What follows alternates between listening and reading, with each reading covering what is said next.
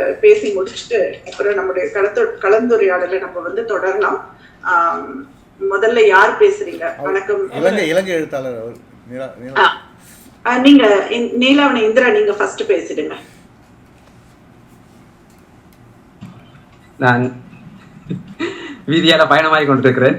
நீங்க உங்களோட கருத்துரையாடல்களை மேற்கொள்ளுங்க. நான் இப்ப டின்னர் பிளேஸ்ல இருந்து நான் உங்களோட கதை உரையாடிக்கு வரேன். நடுவில் இணைஞ்சுக்கிறீங்க. ஏன்னா அந்த உங்களுடைய கருத்துக்களை நீங்க பதியணும். அதனால நீங்க இப்போ நடுவில் எப்போ அந்த ஒரு மெசேஜ். அடுத்தது யார் பேசுறீங்க? வணக்கம். இங்க வந்திருக்கிற அனைவருக்கும் வணக்கம். யாரு? அனிஷ்குமார் சார் வணக்கம். உங்களுடைய வாய்ஸ் வரல. கேக்குதுங்களா? கேக்குது சார். அனைவருக்கும் வணக்கம். இந்த நிகழ்ச்சி மிக சிறப்பா போயிட்டு இருக்குது. குறிப்பா களத்தினுடைய முதல் இதழ்களை தொடர்ந்து இருக்கிறாங்க. அந்த வகையில களமுடைய தலையங்கம் பற்றி நீங்க பேசுறதை நான் கவனிச்சேன். களமுடைய தலையங்கத்தினுடைய இருண்மை கொஞ்சம் அகற்றப்பட வேண்டும் என்பதுதான் என்னுடைய வேண்டுகோளா இருக்கு. அதை பாரதி சாருக்கு நான் நிறைய முறை சொல்லியிருக்கேன். கொஞ்சம் கிளியரா இல்ல, எக்கோ ஆகுது. கேக்குதுங்களா? இப்போ கேக்குது.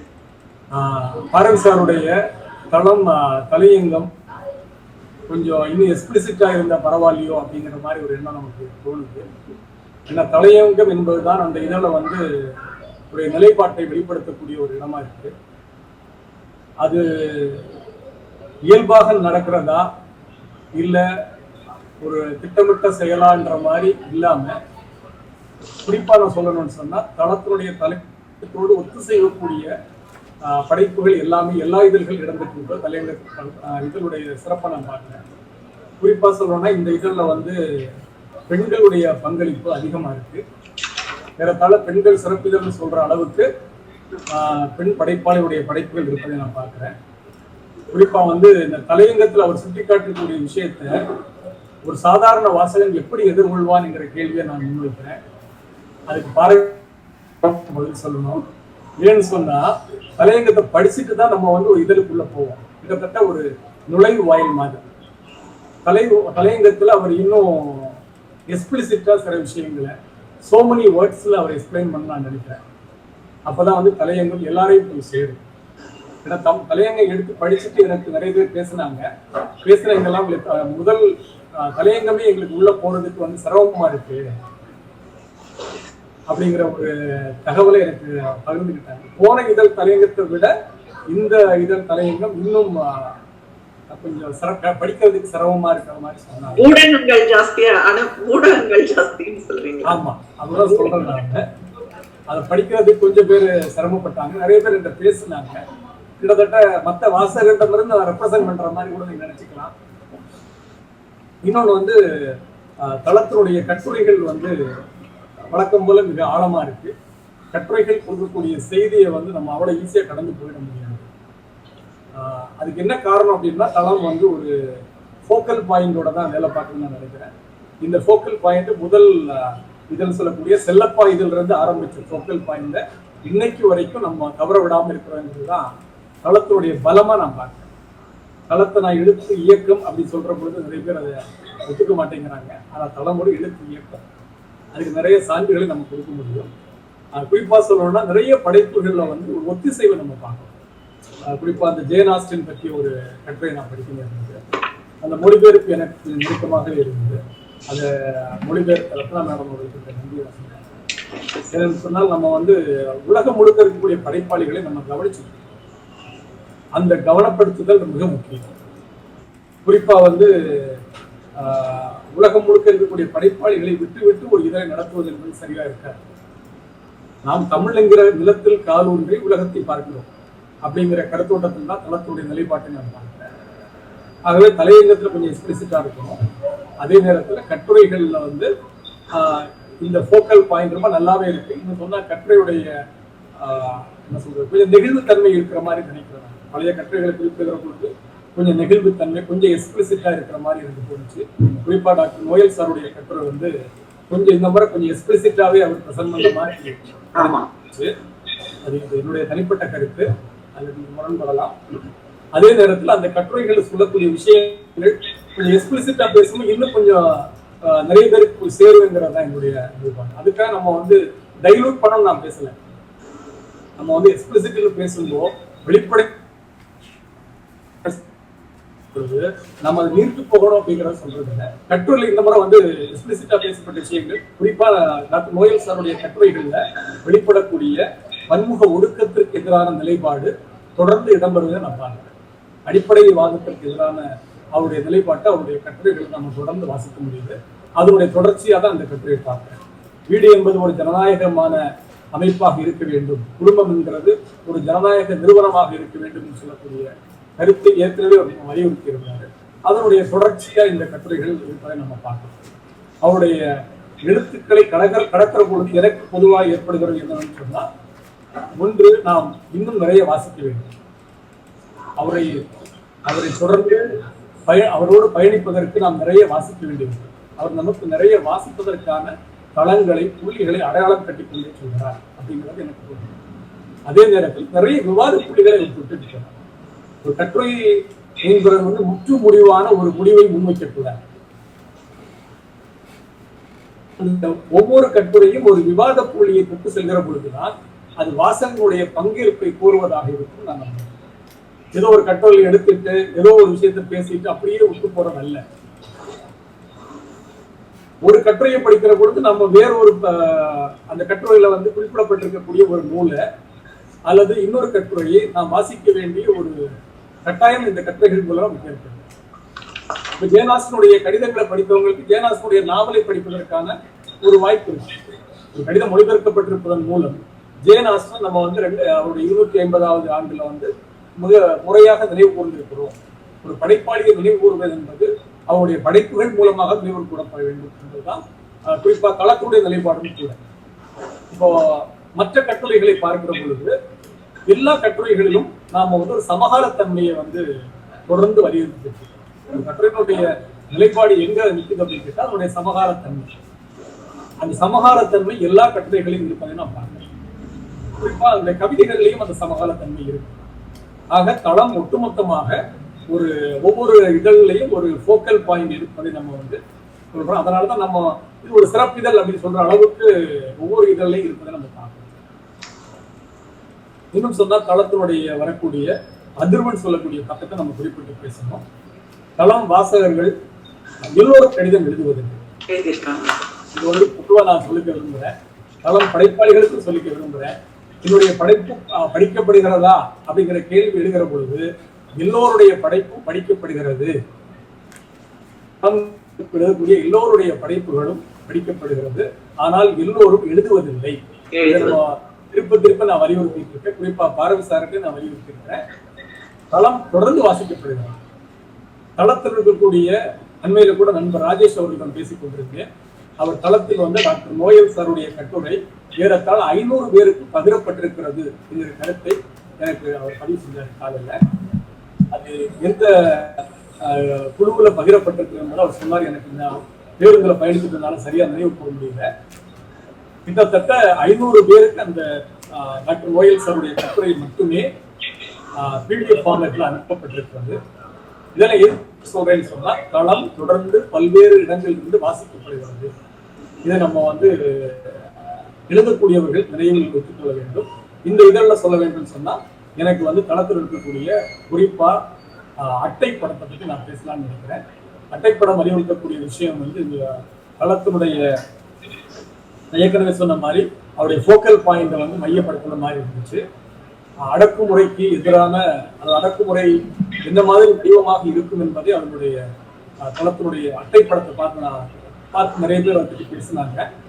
ஆகவே தளத்தினுடைய அட்டைப்படங்கள் இருந்து ஆரம்பித்து தளம் வைக்கக்கூடிய கட்டுரைகள், கவிதைகள் அனைத்துமே நம்முடைய சமகாலத்தன்மையை பிரதிபலிப்பதாக இருக்கிறது.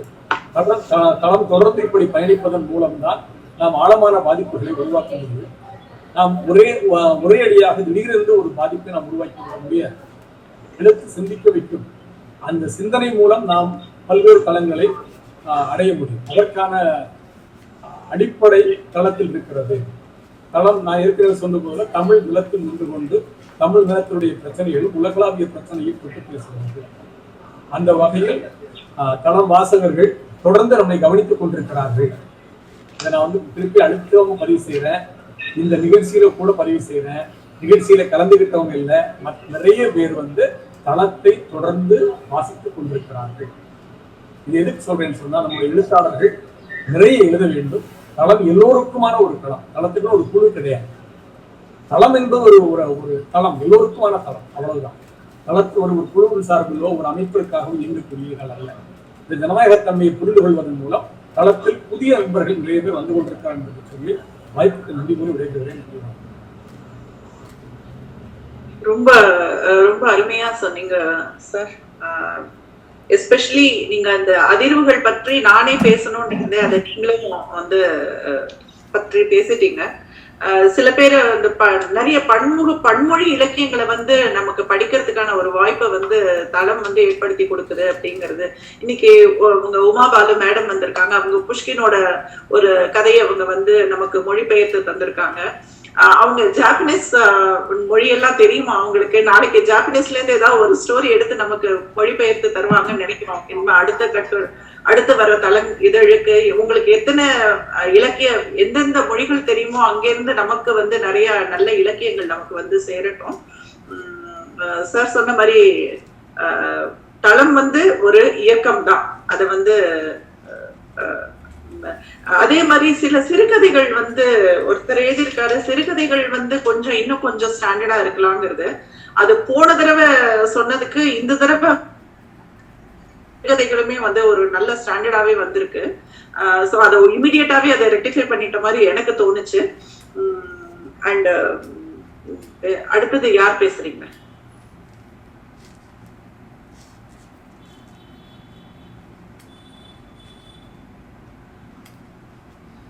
சார்? ரவி சார் நீங்க தான் பேசுறீங்களா? ஜார்ஜ் ஜோசப் இருக்காரு, அப்புறம் வந்து கோசிட்ரா இருக்காரு. இல்ல உமாபாலு நீங்க பேசுறீங்களா? பேசுங்க. எல்லாருக்கும் வணக்கம். முதல் முறையாக தளம்ல எனக்கு எழுதுறதுக்கு ஒரு வாய்ப்பு கிடைச்சிது. எனக்கு பொதுவாக வந்து கிளாசிக்ஸ் படிக்கிறதுக்கு ரொம்ப பிடிக்கும். கிளாசிக்ஸ் படிப்பேன், பயோகிராஃபிஸ் படிக்க பிடிக்கும், ட்ராவலாக்ஸ் படிக்கிறது ரொம்ப பிடிக்கும். அந்த மாதிரி கிளாசிக்ஸ் வந்து இப்போது பாரதியார் சொல்லியிருக்காரு இல்லையா, சென்றிடுவீர் எட்டு தீக்கும் கலை செல்வங்கள் யாவும் கொணர்ந்தீங்க சேர்ப்பீர்னு சொல்லியிருக்காரு. அந்த மாதிரி எனக்கு வந்து அந்த ஃபாரின் லாங்குவேஜஸில் இருக்கிற லிட்ரேச்சர் வந்து நம்ம தமிழ் படுத்தினா நிறைய பேர் அதை படிக்க முடியும் அப்படிங்கிறது ஒரு ரொம்ப நாள் ஆசை தான். அது வந்து நான் தொடர்ந்து பண்ணிக்கிட்டு தான் இருக்கேன். பட் அதுக்கு ஒரு நல்ல அழகாக ஒரு களம் அமைச்சு கொடுத்தது ரவி சார் தான். அந்த தளம்ல வந்து இந்த தடவை 3 இது வந்து வெளியாகி, ஒரு கவிதை, ஒரு கதையோட மொழிபெயர்ப்பு, அதுக்கப்புறம் ஒரு கமெண்ட்ரி, அந்த மாதிரி வந்து வெளிவந்தது ரொம்ப சந்தோஷமான விஷயம். ஸோ நம்ம தொடர்ந்து எழுதுறதுக்கு ஒரு நல்ல வாய்ப்பு கிடைச்சிருக்குங்கிறது ரொம்ப சந்தோஷமாக இருக்குது. ஒரு கனவு வந்து நினைவான ஒரு அனுபவமாக இருக்குது. நிச்சயமாக தொடர்ந்து எழுதுவேன். உங்கள் எல்லாரோட சப்போர்ட்டும் வேணும். நன்றி, வணக்கம். உங்களுடைய படைப்புகளை நாங்களும் ரொம்ப ஆர்வமா எதிர்பார்க்கிறோம் இந்த ஃபியூச்சர். அண்ட் வேற யாரு? நீலாவணி இந்திரா இருக்கீங்களா? பேசுறீங்களா? ஆமா இருக்குது. நீங்களே பேசுங்க, நான் நேரம் சந்தர்ப்பம் கிடைக்கும் போது பேசுங்க சார். யாரு வேற யாரு பேசுறாங்களா? இல்ல அவர் பேசட்டுமா? இல்ல அவர் அப்புறம் பேசுறேன்ட்டார். சரி, அப்புறம் பேசுங்க. வேற யாரு? சார் முத்துக்குமார் சார் வணக்கம். நீங்க எதுவும் சொல்ல விரும்புறீங்களா? இல்லடா எல்லாம் பேசிட்டோம். ஓகே. வேற யாரு சார்? நீங்க கூப்பிடுங்க. வேற யாராவது இருக்காங்க, நிறைய பேர் இருக்காங்களே சார். கோசின்ட்ரா இருக்காரு, அப்புறம் வந்து ஜி ராஜேந்திரன் இருக்காரு, அவர் தான் கோசின்ட்ரா. அப்புறம் வந்து அங்கே கோசின்ட்ரா பேச சொல்லுங்க. ஜார்ஜ் ஜோசப் இருக்காரு. அப்புறம் இங்கே இவங்க நந்தினி இவங்கெல்லாம் இருக்காங்கன்னு நினைக்கிறேன். நந்தினி இன்னும் வரல, அவங்க இல்லைன்னு நினைக்கிறேன். அவங்க தன்னுடைய வாய்ஸை பதிவு பண்ண சொல்லி எனக்கு ஒரு அவங்களால வர முடியலங்கிறதுனால ஒரு சில விஷயங்கள், ஓவியங்கள் பற்றியெல்லாம் அவங்க எனக்கு அனுப்பிச்சிருக்காங்க. அதை நான் அவங்களோட நான் படிக்கிறேன். அவங்க சாய் மீராவோடது ரோஹிணி மணி அவர்களுடைய அந்த ஓவியத்தை பற்றி முகத்திரையை அகற்றும் கைகள் அல்லது முகத்தினை கிழித்தெறிகிற கைகள், ஒரு மௌனமான அதே சமயத்தில் அழுத்தமான ஓவியம் அப்படின்னு சொல்றாங்க சாய்மீரா. நரம்பு புடைத்த கைகளின் அடியில் அமைதியாக கீழ்படும் ஒரு ஆணின் முகம் ஒட்டுமொத்த ஆணாதிக்கத்தை கிழிக்கிற குறியீடா அவங்களுக்கு தோணுச்சான். அப்புறம் பாடினி எழுதியிருக்கிற கவிதைக்கான ஓவியத்தை வந்து அவங்க வந்து எப்படி சொல்றாங்க, சுதந்திரத்தை தேடுகிற பெண்ணின் உடையில் ஒட்டி இருக்கிற இறகினம் ஆடை அற்புதமானது. இறக்கை கட்டி பறக்கும் ஆவணி தூண்டும் அந்த சிறகு வந்து ஒரு அற்புதமான குறியீடு அப்படின்னு அவங்க சொல்லியிருக்காங்க. புதிய விடியலை நோக்கி அப்படிங்கிற இதுல அந்த ஓவியத்தை வந்து தவிழ்ந்த முன்னகரும் பெண்ணின் முன் உள்ள நிறத்தெருப்பு நிழலாய் அப்பெண்ணின் பறக்கும் தோற்றமாய் மாயைக்குள் ஆழ்த்துகிறது அப்படின்னு எழுதியிருக்காங்க. அப்புறம் இடது அப்படிங்கிற ஒரு கதை, அதை பற்றியான அந்த ஓவியத்தை வந்து இடக்கை நீட்டி தன் கால்கள் மண்டியிட்ட நிலையில் இருக்கும் அந்த பெண் இடக்கை பழக்கத்தை மட்டுமே சொல்ல ஒட்டுமொத்தமாக ஒரு மனமான பெண் சந்திக்கும் நெருடல் மிகுந்த வழியை வந்து அந்த தருகிற அந்த உறவை பேசுகிற அந்த கதைக்கான ஓவியத்தை அவங்க ஸ்லாகிச்சு பேசியிருக்கிறாங்க. அப்புறம் கேள்விகளின் பிணம், அது வந்து விடுதலைக்கான ருத்ர தாண்டவம் போலான ஓவியம். கிள்ளி எறியப்பட்ட தலை வந்து மனிதனின் உடலில் உள்ள ஒட்டுமொத்த பிம்பங்கள் என் அளவில் இப்படி பொருள் கொள்கிறேன் அப்படின்னு எழுதியிருக்காங்க. அப்புறம் தன்னுடைய மாய குதிரை அப்படிங்கிற அந்த கவிதைக்கான அந்த ஓவியத்தை பற்றியும், பிடிமானம் இல்லாத வீழும் சிறுமியின் கால்களுக்கு அகப்படாமல் வளைகிறது ஏனி, அது ரொம்ப அலாதியாக இருக்கிறது. இந்த ஓவியருடைய அவங்களுக்கு நிறைய பேசணும்னு ஆவல் இருக்கு, அவருடைய எண்ணெய் வாங்கி அவரோட பேசணும் அப்படிங்கிற தன்னுடைய ஆவலை அவங்க தெரிவிச்சிருக்காங்க. அப்புறம் மாணிக்கம் ஜெயராமன் அவர்களுடைய வழக்கம் போல அடித்து நொறுக்கி இல்லை வரைந்து நுணுக்கி இருக்கிறார் அப்படின்னு அவருடைய ஓவியங்களை பற்றியும். அப்புறம் ஜே.கே. வந்து அற்புதமான தொடர் ஓவியம், மது கிண்ணத்தினுள்ளும் பாட்டிலினுள்ளும் சொல்லும் ஏற்றியன் கதாபாத்திரத்தின் வழியாக விழுந்தோடும் ஒரு தனி மனிதனின் ஆற்றாமை ஓவியம் முழுக்க ததும்புகிறது அப்படின்னு அவங்க எழுதியிருக்காங்க.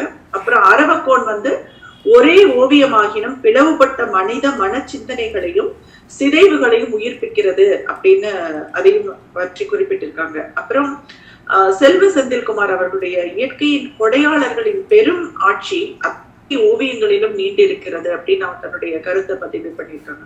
அவரின் எல்லா ஜீவராசிகளும் வாய் திறந்து பற்கள் காட்டி பேசுகின்றன. நான்காவதாக உள்ள புலி ஓவியத்தின் அடிபாகத்தில் உள்ள வாய் திறந்திருக்கும் காக்கையும் முட்டைகளும் வாய் மூடி கிடைக்கிற பறவை, அதை குயில் என்ன அவங்க வந்து உருவகப்படுத்திக்கிட்டு இருக்காங்க. மீண்டும் மீண்டும் ஆராய தூண்டுகிற ஒரு ஓவியம் அப்படின்னு உமா பாலு அவர்களின் மொழிபெயர்ப்பு செந்தில்குமார் அவர்களின் ஓவியத்தின் நிறத்திருப்பை தவற விடுகிறோம் எனும் ஏக்கம் தருகிறது. மனிதனும் ஆடுகளும் தலைகீழாய் தொங்கும் யானையும் மிருகவதை செய்யும் ஓவியத்தில் ஓங்கிய பெண், ஆண் உருவத்தில் உள்ள நூலும் அவர்களின் அடியில் மண்டியிட்டு கிடக்கிற மனிதனின் வயிறும் என்னென்னவோ சொல்கின்ற அப்படின்னு அவங்க வந்து தன்னுடைய ஓவிய பார்வையை ஓவியங்களை பற்றியான தன்னுடைய பார்வையை வந்து அவங்க பதிவு செஞ்சுட்டு இந்த இதழ்ல வந்து டைரக்டா அவங்க வந்து பேச முடியாது போனது வந்து அவங்களுடைய வருத்தத்தை வந்து தெரிவிச்சிட்டு இருக்காங்க. அப்போ இந்த கவிதைகள் பற்றி பேசும்போது எனக்கு வந்து நான் சாய்மீராவோட கவிதையை ஒண்ணு படிச்சேன், அது ரொம்ப நல்லா இருந்தது. அதுல வந்து மாய குதிரை அப்படிங்கிற அவங்களுடைய கவிதை வந்து ஒரு யூனிகான் அப்படி அதை எடுத்துட்டு இருக்காங்க அந்த கவிதையில. யூனிகான் வந்து நமக்கு தெரியும் ஒரு அபூர்வமான ஒரு மித்திக்கல் கிரீச்சர். அது மறுமலர்ச்சி காலத்தில் வந்து தூய்மை மற்றும் கருணையின் வடிவாய் பார்க்கப்பட்டது யூனிகான்.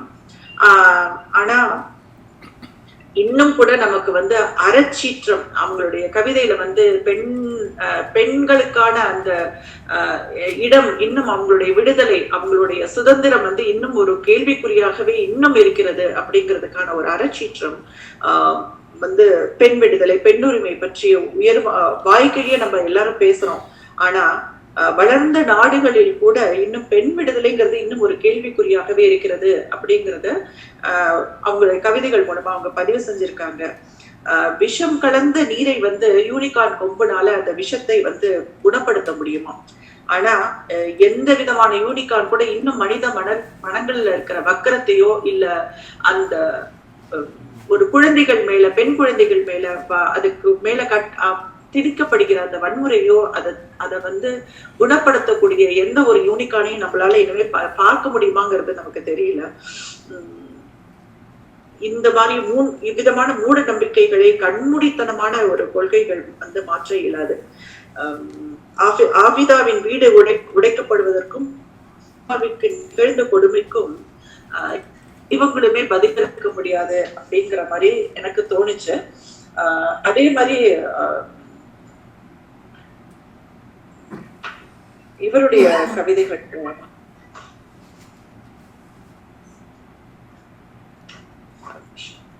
அழகர்சாமி சாருடைய கவிதைகள் வந்து ரொம்ப ரொம்ப அருமையா இருந்தது. அதுல எனக்கு பிடிச்ச ஒரு சில கவிதைகளை நான் வந்து அந்த ஒரு நொடி அப்படிங்கிறத வச்சு காலத்தோட ஒரு துணிய வச்சு அவர் வந்து கிட்டத்தட்ட 10 கவிதைகள் எழுதியிருக்காரு. அதுல வந்து ஒரு நொடிக்குள் ஒரு யுகத்தின் வித்து ஒரு நொடியை பிளந்து பார் தெரியும் அது அப்படின்னு ரொம்ப அழகா எழுதியிருக்காரு. அதுக்கு அடுத்ததே வந்து தெரியுமா, ஒரு நொடியை முழுதும் வாழ்ந்து தீராது, முழுதும் அதை தழுவிப்பார், முழுதும் தழுவ முடிந்தால் தெரியும் அது அப்படின்னு சொல்றாரு. ஒரு நொடி விழிச்சு மிட்டுகிறது அனித்தியத்தை, விழித்துப்பார் ஒரு நொடி அப்படின்னு அவர் நொடிகளை பற்றி ரொம்ப ரொம்ப அருமையா அவருடைய அத்தனை கவிதைகளுமே இதுல அருமை. அதுல இந்த 3 எனக்கு ரொம்ப பிடிச்சிருந்தது. அதை நான் ஒரு வாசகியா பதிவு செய்ய விரும்பினேன். வேற யாராவது கவிதைகள் குறித்து பேச இருக்கீங்களா? லாரன்ஸ் மேரின்னு இருக்காங்க, அவங்கள கூப்பிட்டு பாருங்க. லாரன்ஸ் மேரி. வணக்கம் வணக்கம் லாரன்ஸ் மேரி இருக்கீங்களா? வணக்கம். ரமேஷ் கல்யாண் சார் இருக்கீங்களா?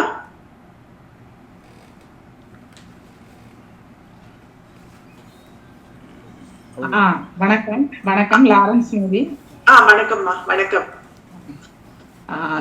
மிக அருமையா ஒவ்வொரு தளமும் படிக்க ரொம்பவும் ஆர்வமா தான் இருக்குது.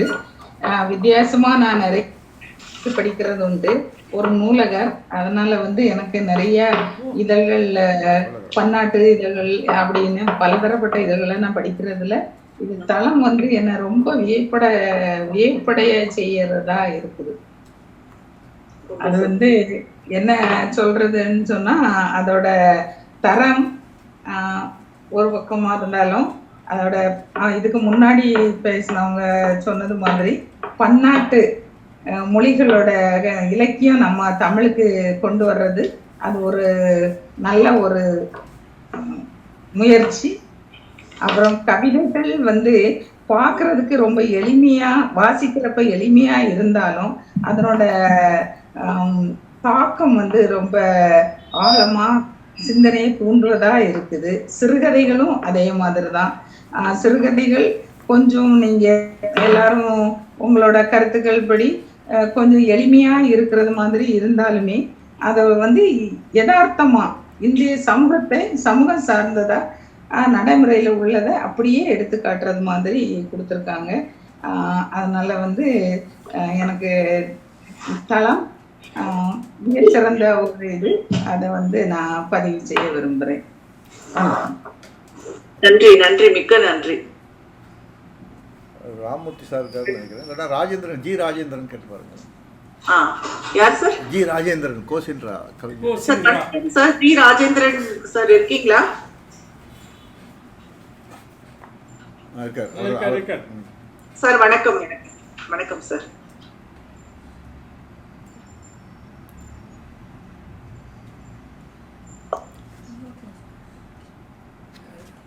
அன்மியூட் பண்ணணும் அவரு.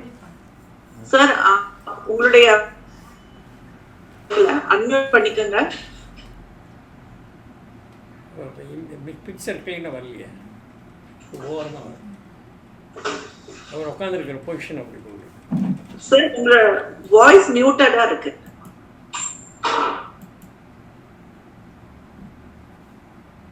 பேசுறாரு சார், வாய்ஸ் மியூட்டடா இருக்கு உங்களுடைய.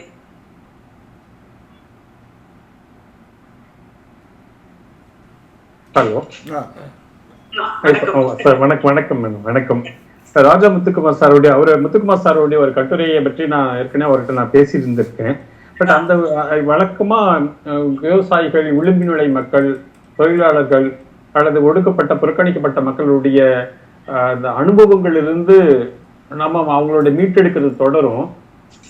அப்படி இல்லாம அவங்களுக்கான எழுத்துக்கள் எதுவுமே ஆவணங்களாக இருக்கல. அந்த ஆவணங்கள்லாம் இப்பதான் வந்துட்டு இருக்குது. மீட்டெடுக்கிற வரலாறு, புறக்கணிக்கப்பட்ட வரலாறு மீட்டெடுக்கப்படும் பொழுது அது புதிதாக ஏற்கனவே ஒடுக்கப்பட்டவர்களும் புறக்கணிக்கப்பட்டவர்களும் விவசாயிகளும் கூலிகளும் தொழிலாளர்களும் எல்லா விதமான இந்த சமூகத்துக்கு பங்களிப்பவர்களுடைய ஒடுக்கப்பட்ட நிகழ்ச்சியை அவங்க இப்பதான் திரும்ப மீட்டெடுத்து எழுதிட்டு வராங்க. ஆனா இப்ப இதுக்கு முன்னாலே இருக்கிற அந்த ஆவணங்கள், சட்டங்கள், தீர்ப்புகள் மற்ற எல்லாமே என்னன்னா அது அதிகார வர்க்கம், இராணுவமோ சட்டமோ அல்லது காவல்துறையோ நீதிமன்றமோ அவங்க வைத்திருக்கிற அந்த அதிகாரத்தினுடைய இது ஆவணப்படுத்தப்பட்ட விஷயங்கள் வச்சுட்டு தான் விளிம்பு நிலை மக்களுடைய மீட்டெடுக்க வேண்டிய வரலாறை வந்து தொடர்ந்து சொல்லிட்டு இருக்காங்க. அந்த இதுல வந்து அவங்களுடைய அனுபவங்கள் சார்ந்து சொல்லாம வழக்கமா அப்படிதான் செய்வாங்க. அப்படி அனுபவங்கள் சார்ந்து செய்தாம அதிகாரம் பார்வையில அந்த கட்டுரை எழுதப்பட்டிருப்பதாக என்னுடைய புரிதல். அதை வந்து திரும்ப வந்து இந்த அவருடைய தொடர்ச்சியை பார்க்கும்போது அப்படியே விட்டுட்டு போகக்கூடாது. திரும்ப அந்த அனுபவங்கள்ல இருந்து அவங்க திரும்ப மீட்டெடுக்க வேண்டும் சொல்லி அது நம்முடைய பொறுப்பு அப்படின்னு ஒரு இடத்துல சக்கரவர்த்தின்னு யாரோ ஒருத்தர் சொல்லியிருக்காங்க தோழர். அதனால நம்ம அந்த கட்டுரைகள் திரும்பவும் இன்னொரு மறு வாசிப்புக்கு உள்ளாகும் போது எனக்கு இன்னும் தெளிவு கிடைக்கும். நான் இந்த தெரியாதுங்கிற விஷயத்த நீங்க சொல்லிட்டீங்க பாரவி சாருடைய தலையங்கம் குறித்து. அமரந்தாவுடைய ஒரு நேர்காணல், அவங்க பண்ண ஒரு நேர்காணல் ரொம்ப அருமையா இருக்கு. இந்த நேர்காணல், அந்த நேர்காணல் வழக்கமா எல்லா தளத்திலும் ஒரு நேர்காணல் வர்றது சரிதான் அப்படின்னு எனக்கு தோணுது. மிக இயல்பாக அந்த அவங்களுடைய கட்டுரைகள் ஒன்று புரிகிறது. பெண்களுடைய வாழ்க்கை சிலை நாட்டில் வந்து எப்பயுமே குழந்தை பத்துக்கிறது, வீட்டுல வேலை செய்யறது, யாருக்காக காத்திருப்பது அப்படிங்கிற நிலையிலிருந்து நாங்க மாற்றி இந்த இது கொண்டு வந்தோம், உடச்சி கொண்டு வந்தோம். விவாகரத்து, கருச்சிதைப்பு, கருச்சிதை உரிமை இதெல்லாம் கொண்டு வந்தோம் அப்படிங்கிற பொழுது எல்லா நாட்டில், இந்தியாவில் மட்டும் இல்ல உலகில் இருக்கிற எல்லா பெண்களும் கிட்டத்தட்ட அங்க பெண்ணுடைய வாழ்க்கை என்பது நாடு பெயர் அதுதான் மாறியிருக்கிற ஒழிய பெண்களுடைய இருப்பு மாறவே இல்லைங்கிற செய்தியை அவங்க சொன்னாங்க. அதில் பதிவு பண்ணியிருக்காங்க. உண்மையிலே ரொம்ப இதா இருக்கு. அவங்க சொன்ன ஒரு கேள்வியில் பண்ணும்போது மிகப்பெரிய புரட்சி கவிஞர் என்று பேசப்படுகிற பாப்புலர் நெருடாவை போய் நேர்காணல் செய்யும் போது அவர் சொன்ன ஒரு என்னம்மா நீங்க உங்க கருத்து வந்து எப்பயுமே கொஞ்சம் பொய்யா பேசுறீங்க, நான் உங்களுக்கு நேர்காணல் தர முடியாதுன்னு அவர் சொன்ன ஒரு செய்தியை பதிவு பண்றாங்க. கொஞ்சம் வருத்தப்பட்டாலும் அவர் என்னுடைய கருத்தை பாராட்டினார், திறந்த மனது உள்ளவரா இருக்காரு அப்படின்னு சொல்லி அவங்க சொல்லியிருக்காங்க. என்னன்னா அந்த ஒரு செய்தியை வந்து உடைச்சிக்கிட்டு வருகின்ற பொழுது எவ்வளவு மிகப்பெரிய புரட்சி பேசினாலும் அதுல கொஞ்சம் ஏற்றுக்கொள்கிற பக்குவம் இல்லையோ அப்படின்னு தோணுது. ஏன்னா பாரதியாருடைய மனைவியை பற்றி பேசுகின்ற பொழுதோ, பாரதிதாசனுடைய மனைவியை பற்றி பேசுகின்ற பொழுது மிகப்பெரிய புரட்சி செய்தவர்கள் எல்லாமே பின்னால அவங்க வந்து கொஞ்சம் அவங்க மேல ஒரு விமர்சன கருத்து வைக்க வேண்டிய சூழல் இருக்கதான் செய்யுது. அதை வந்து மிக சரியாக இந்த நேர்காணல் நமக்கு தெரியுது. இன்னொரு இழப்பு பத்தி நம்ம ஒரு சொல்லியிருக்காங்க. அவங்க பெண்ணுடைய இழப்பை வந்து அவங்க கதையாக்கியிருக்காங்க. அந்த கதையில ஒரு கேள்வியில சொல்றாங்க, என் பவுலா மகள் இறந்த பிறகு அதை என்ன கதையாக்கியிருக்கேன் அப்படின்னு சொல்லுகின்ற பொழுது அவங்க கதைக்குள்ள இருக்காங்க. அதுல இருந்து தான் என்னுடைய வேதனையும் என்னுடைய வழியையும் அவங்களுடைய கதையாக்கத்திலிருந்து நான் மாத்திக்கிட்டேன் அப்படின்னு சொல்லும் பொழுது கிட்டத்தட்ட இசையோட கவிதை ஒன்று இருக்கிறது. இதுல இல்ல, அந்த புத்தகத்துல நம்ம இதுல இல்ல, இசையோட கவிதை இருக்குது. ஒரு சப்போஸ் ஒரு குழந்தை இறந்துருச்சுன்னா அதுக்கு அடுத்து நான் முக்கியமா செய்ய வேண்டியது என்ன, பைத்தியம் பிடிச்சு தெருவுல ஓடுறது, இல்லாட்டா என் ஃபேஸ்புக் அக்கௌண்ட்டை டீஆக்டிவேட் பண்றது அப்படின்னு ஒரு கவிதை எங்கேயா நான் படிச்ச ஞாபகம் இருக்கிறது.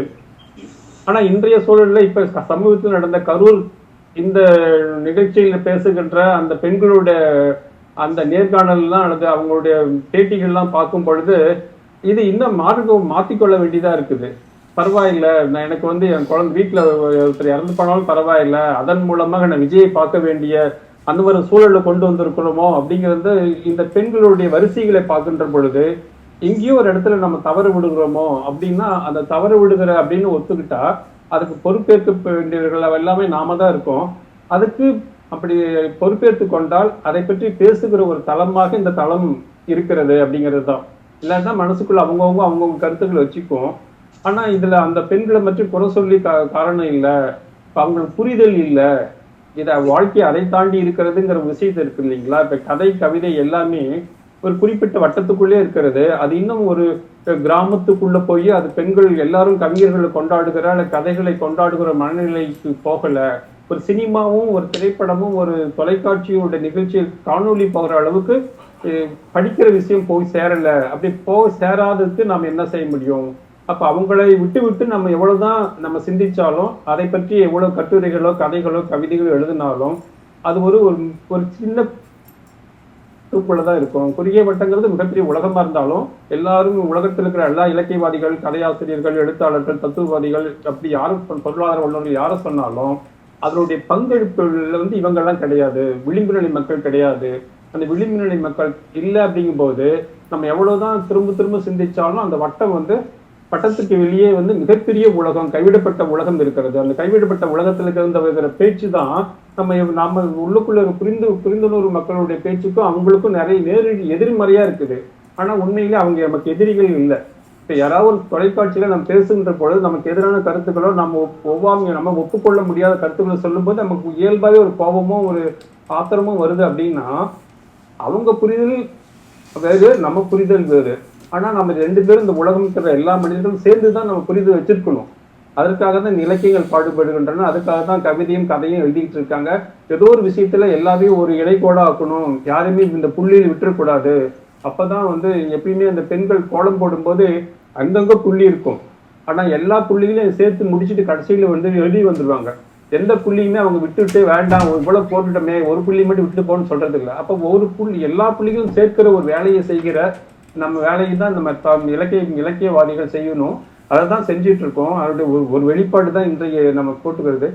இதை நம்ம திரும்பவும் அந்த மற்றவங்களை பற்றி பேசுகிற இந்த மனநிலையை பற்றி பேசுகிற அது நம்ம கொஞ்சம் கோபமா சொல்லிட்டு கடந்து போயிடுறோம். பட் அவங்க எப்படி இன்க்ளூசிவ் சொசைட்டியில கொண்டு வரணுங்கிற செய்தியை நம்ம நமக்கு இந்த கேள்விகள் எல்லாமே இந்த நேர்காணல் அமரந்தாவுடைய செஞ்ச நேர்காணல் சொல்லுது நமக்கு.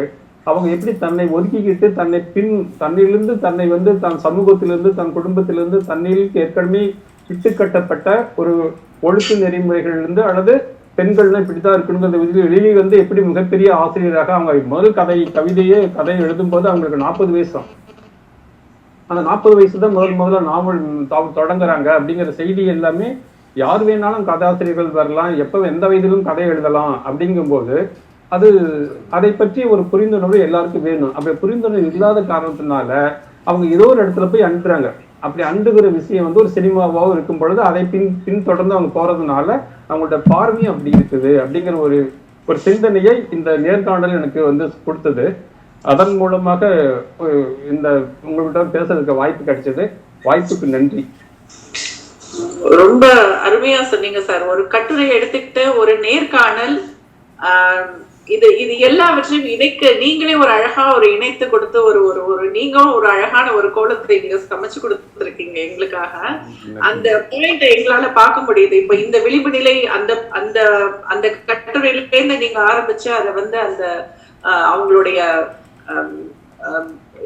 நேர்காணலோட தொடர்பு படுத்தி நீங்க அது சொன்ன விதம் மிக அருமையா இருக்கு. ரொம்ப நல்லா இருந்தது. Thank you sir. Thank you so much. நன்றி. ராமமூர்த்தி இருக்காரு. ராமமூர்த்தி பேசுறாரு.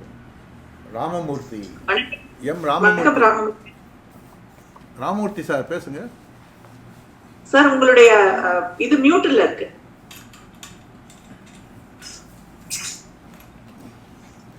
வணக்கம். வணக்கம். நான் இப்பதான் இணைஞ்சேன். எனக்கு வேலை இருந்ததுனால முடியல. இப்பதான் இணைஞ்சேன்.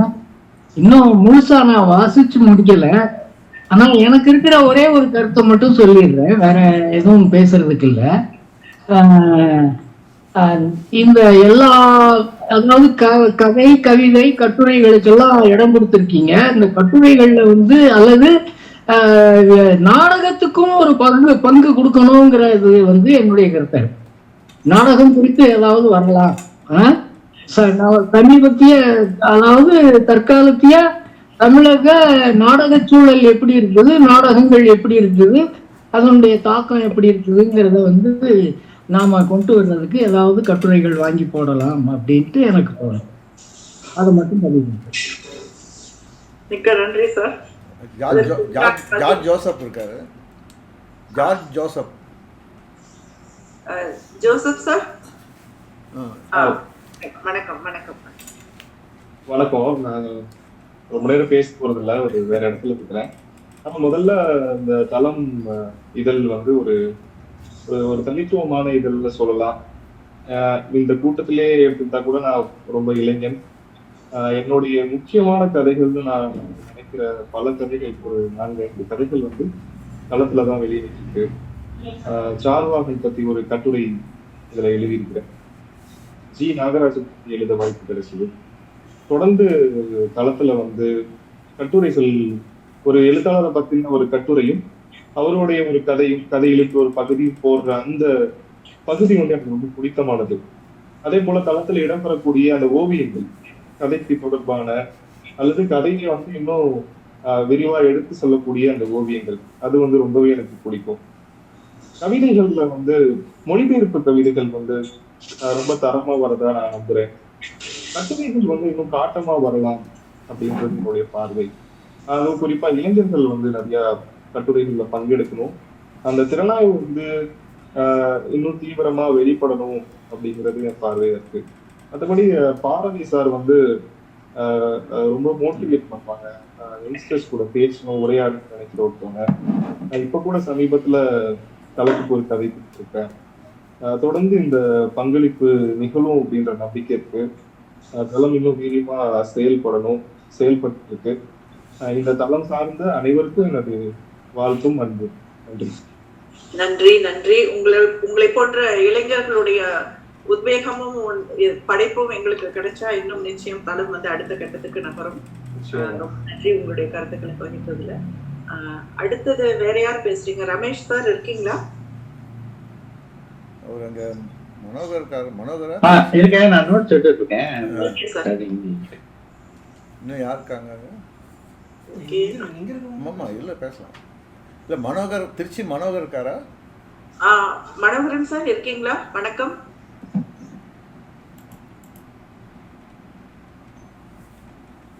இருக்காரு மனோகரன் ராஜன் தானே? என்ன வாய்ஸ் சொல்லியா? இன்னும் யார் இருக்காங்க? மியூட்ல இருக்காங்க. இன்னும் யார் இருக்காங்க? சாய் மீரா இருக்கீங்களா? இருக்காங்க. எல்லாருக்குமே வணக்கம். மன்னிச்சிருங்க, என்னால ஆரம்பத்துல இருந்து கலந்துக்க முடியல. இப்பயும் ஒரு ரொம்ப குறுகிய நேரம் என்னால பேசாம இருக்க முடியல, கலந்துக்காம இருக்க முடியல. எல்லாருக்குமே வணக்கம்.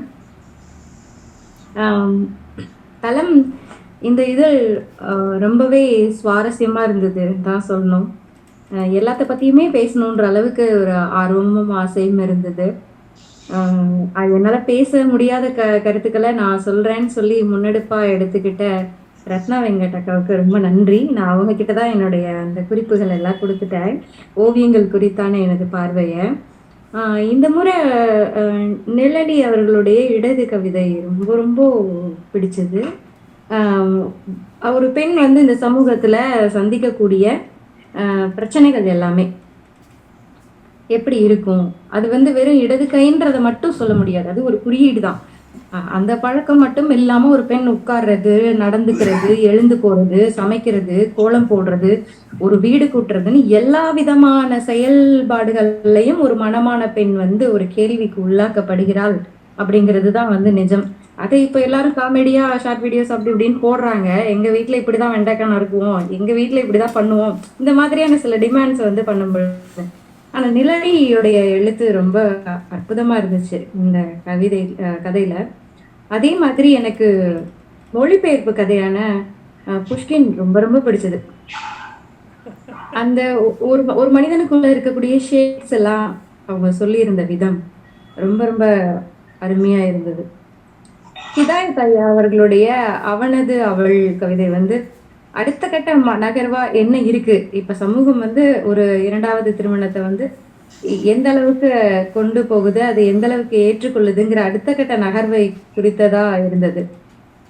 சொல்லியாகணும் அப்படின்னா ஜேன் ஆன்ஸ்டீனுடைய அந்த கதை, அவங்களுடைய கதை ரத்னா வெங்கட் மேடம் மொழிபெயர்த்தது ரொம்ப நல்லா இருந்தது. அந்த இடத்துல அவங்க சில வார்த்தைகள் அப்படியே மொழிபெயர்ப்பா இருந்தாலுமே அழுத்தந்திருத்தமான சில வார்த்தைகளை வந்து கொடுத்திருந்தாங்க. அதுல ஜெயின் கூறும்போது ஒவ்வொருவரும் தத்தம் சூழ்நிலை மற்றும் தங்கள் இயல்புக்கு ஏற்றவாறு நடந்து கொள்வார்கள் என்பதை நாம் புரிந்து கொள்ள வேண்டும் அப்படிங்கிற ஒரு வார்த்தை இருக்கும். எனக்கு அதை படிச்சதுமே ஜெயகாந்தன் அவர்களுடைய வாழ்க்கை என்பது அந்தந்த நேரத்து நியாயம்ங்கிற அந்த கவிதை தான் ஞாபகம் வந்தது. அவருடைய அந்த போர்க்க ஞாபகம் வந்தது. இந்த புத்தகம் முழுக்கவே இந்த தடவை தளம் ரொம்ப சுவாரஸ்யம். இந்த மாதிரி கதை எல்லாமே ரொம்ப அற்புதமா வந்திருக்கு. ராஜகோபாலன் சார் முன்னாடி இருந்தாருன்னு நினைக்கிறேன். அவர் போயிட்டார். அவருடைய அந்த அப்படி என்றால் நீ யார் அந்த மொழிபெயர்ப்பு கதை லாரன்ஸ் இதோடது அதுவும் அற்புதம் இருந்தது. அவர் இருக்காரா என்னன்னு தெரியல, முன்னாடி இருந்த மாதிரி இருந்துச்சு. மன்னிக்கணும், நான் இன்னும் அது என்னால என்னோட அந்த பனிச்சூழல்னால முழுசா அதை இன்னும் படிச்சு முடிக்கல. எனக்கு இந்த ஒரு கூட்டம் முழுக்கமும் இத பத்தி பேசணும் அப்படின்ற மாதிரி ஆசை. இந்த தளம் இதழ் பத்தி இந்த தடவை வந்த இதழ் கவிதைகள் பொறுத்த வரைக்கும் ரொம்ப வித்தியாசமான ஷேப் இந்த முறை அணுகியிருக்காங்கன்னு சொல்லணும். எல்லாருமே ஒரு வேற வேற கருத்து, ரொம்ப அற்புதமான கவிதைகள் நிறைய. இந்த தடவை விஜயலட்சுமி அவர்கள் எழுதின பாதினி ஒரு புதுமையான ஒரு கவிதை முறை, ஒரு விடுதலையை தேடக்கூடிய ஒரு பெண். அதற்கான ஓவியம் அருமையாக இருந்துச்சுன்னு சொல்லணும். அதே போல அழகர்சாமி அவர்கள் எழுதின நொடி கவிதையும் எப்படி இருக்கு, அடுத்தடுத்த நிச்சயமில்லாத இந்த வாழ்க்கையோட நொடிகளை வைத்து பின்னியது போல ஒரு கவிதை.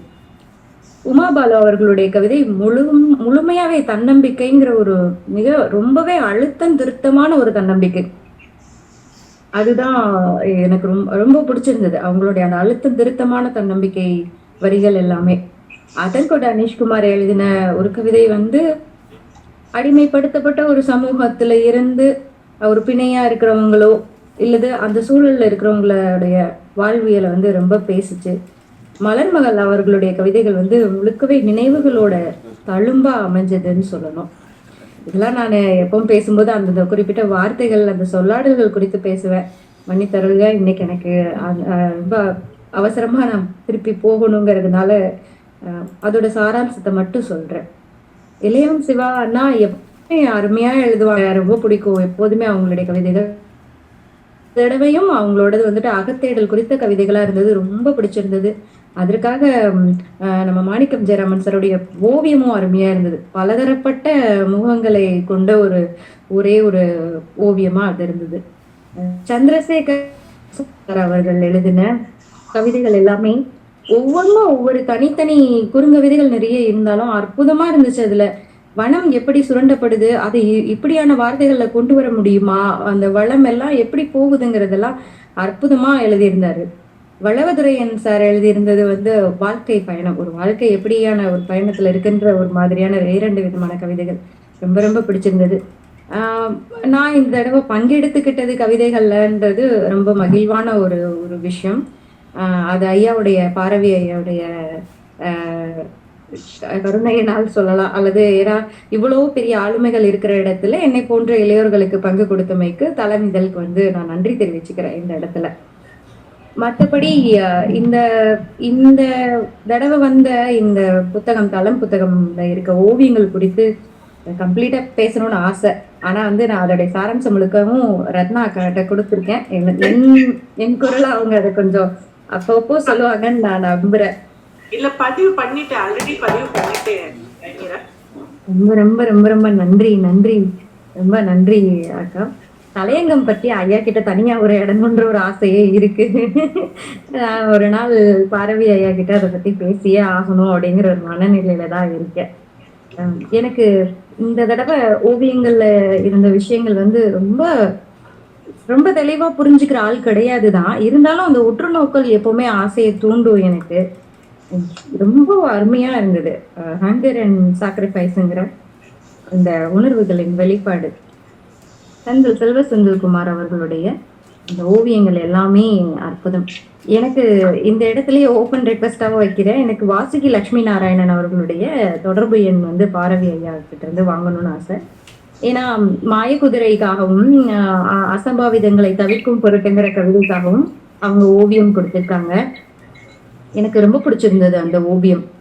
அது அதை பற்றி நான் முழு ஷேடையும் தெரிஞ்சுக்கணும்னு நான் ஆசைப்படுறேன். அதோட உள்ளீடு எல்லாமே ஒரு ஓவியராக அவங்களுடைய பார்வையில் என்ன விதமாக எழுதினாங்கிறத பற்றி தெரிஞ்சுக்கணும்னு ரொம்ப ஆசைப்படுறேன். நினைக்கிறேன். அடுத்த முறை ஓவியர்களும் வந்து தங்களுடைய ஓவியங்களை பற்றி பேசணும் அப்படிங்கறது என்னுடைய ஒரு அவா. அடுத்த கலந்துரையாடலுக்கு அவங்க வந்து நம்ம பண்ணி கண்டிப்பா வரவழைச்சு நம்ம அவங்களுடைய பார்வையை வந்து நம்ம வரேன்னு சொல்லுங்க. அவங்களுக்கு ஒரு ஸ்பெஷல் இன்விடேஷன் கொடுத்தாங்க. எஸ் கண்டிப்பா. இப்போ வந்து இவரு லாவண்ய சத்யநாதன் நம்ம சார் கூப்பிட்டுருக்கீங்க. லாவண்ய சத்யநாதன் சார் லைன்ல இருக்காரு. சொல்லுங்க சார். அப்படியா? அவரோட பேச சொல்லுங்க. அவரை கேட்கல, காது கேட்கல, அதனாலதான் கம்மன் இருக்கேன். இல்ல நீங்க பேசுங்க, எங்களுக்கு கேக்குது. மேம் அவரை கூப்பிடுங்க நீங்க. சார் வணக்கம். நீங்க கொஞ்சம் அருகே கேமராக்கு அருகே வந்து கொஞ்சம் உங்களுடைய கருத்துக்களை வந்து சொல்லணும்.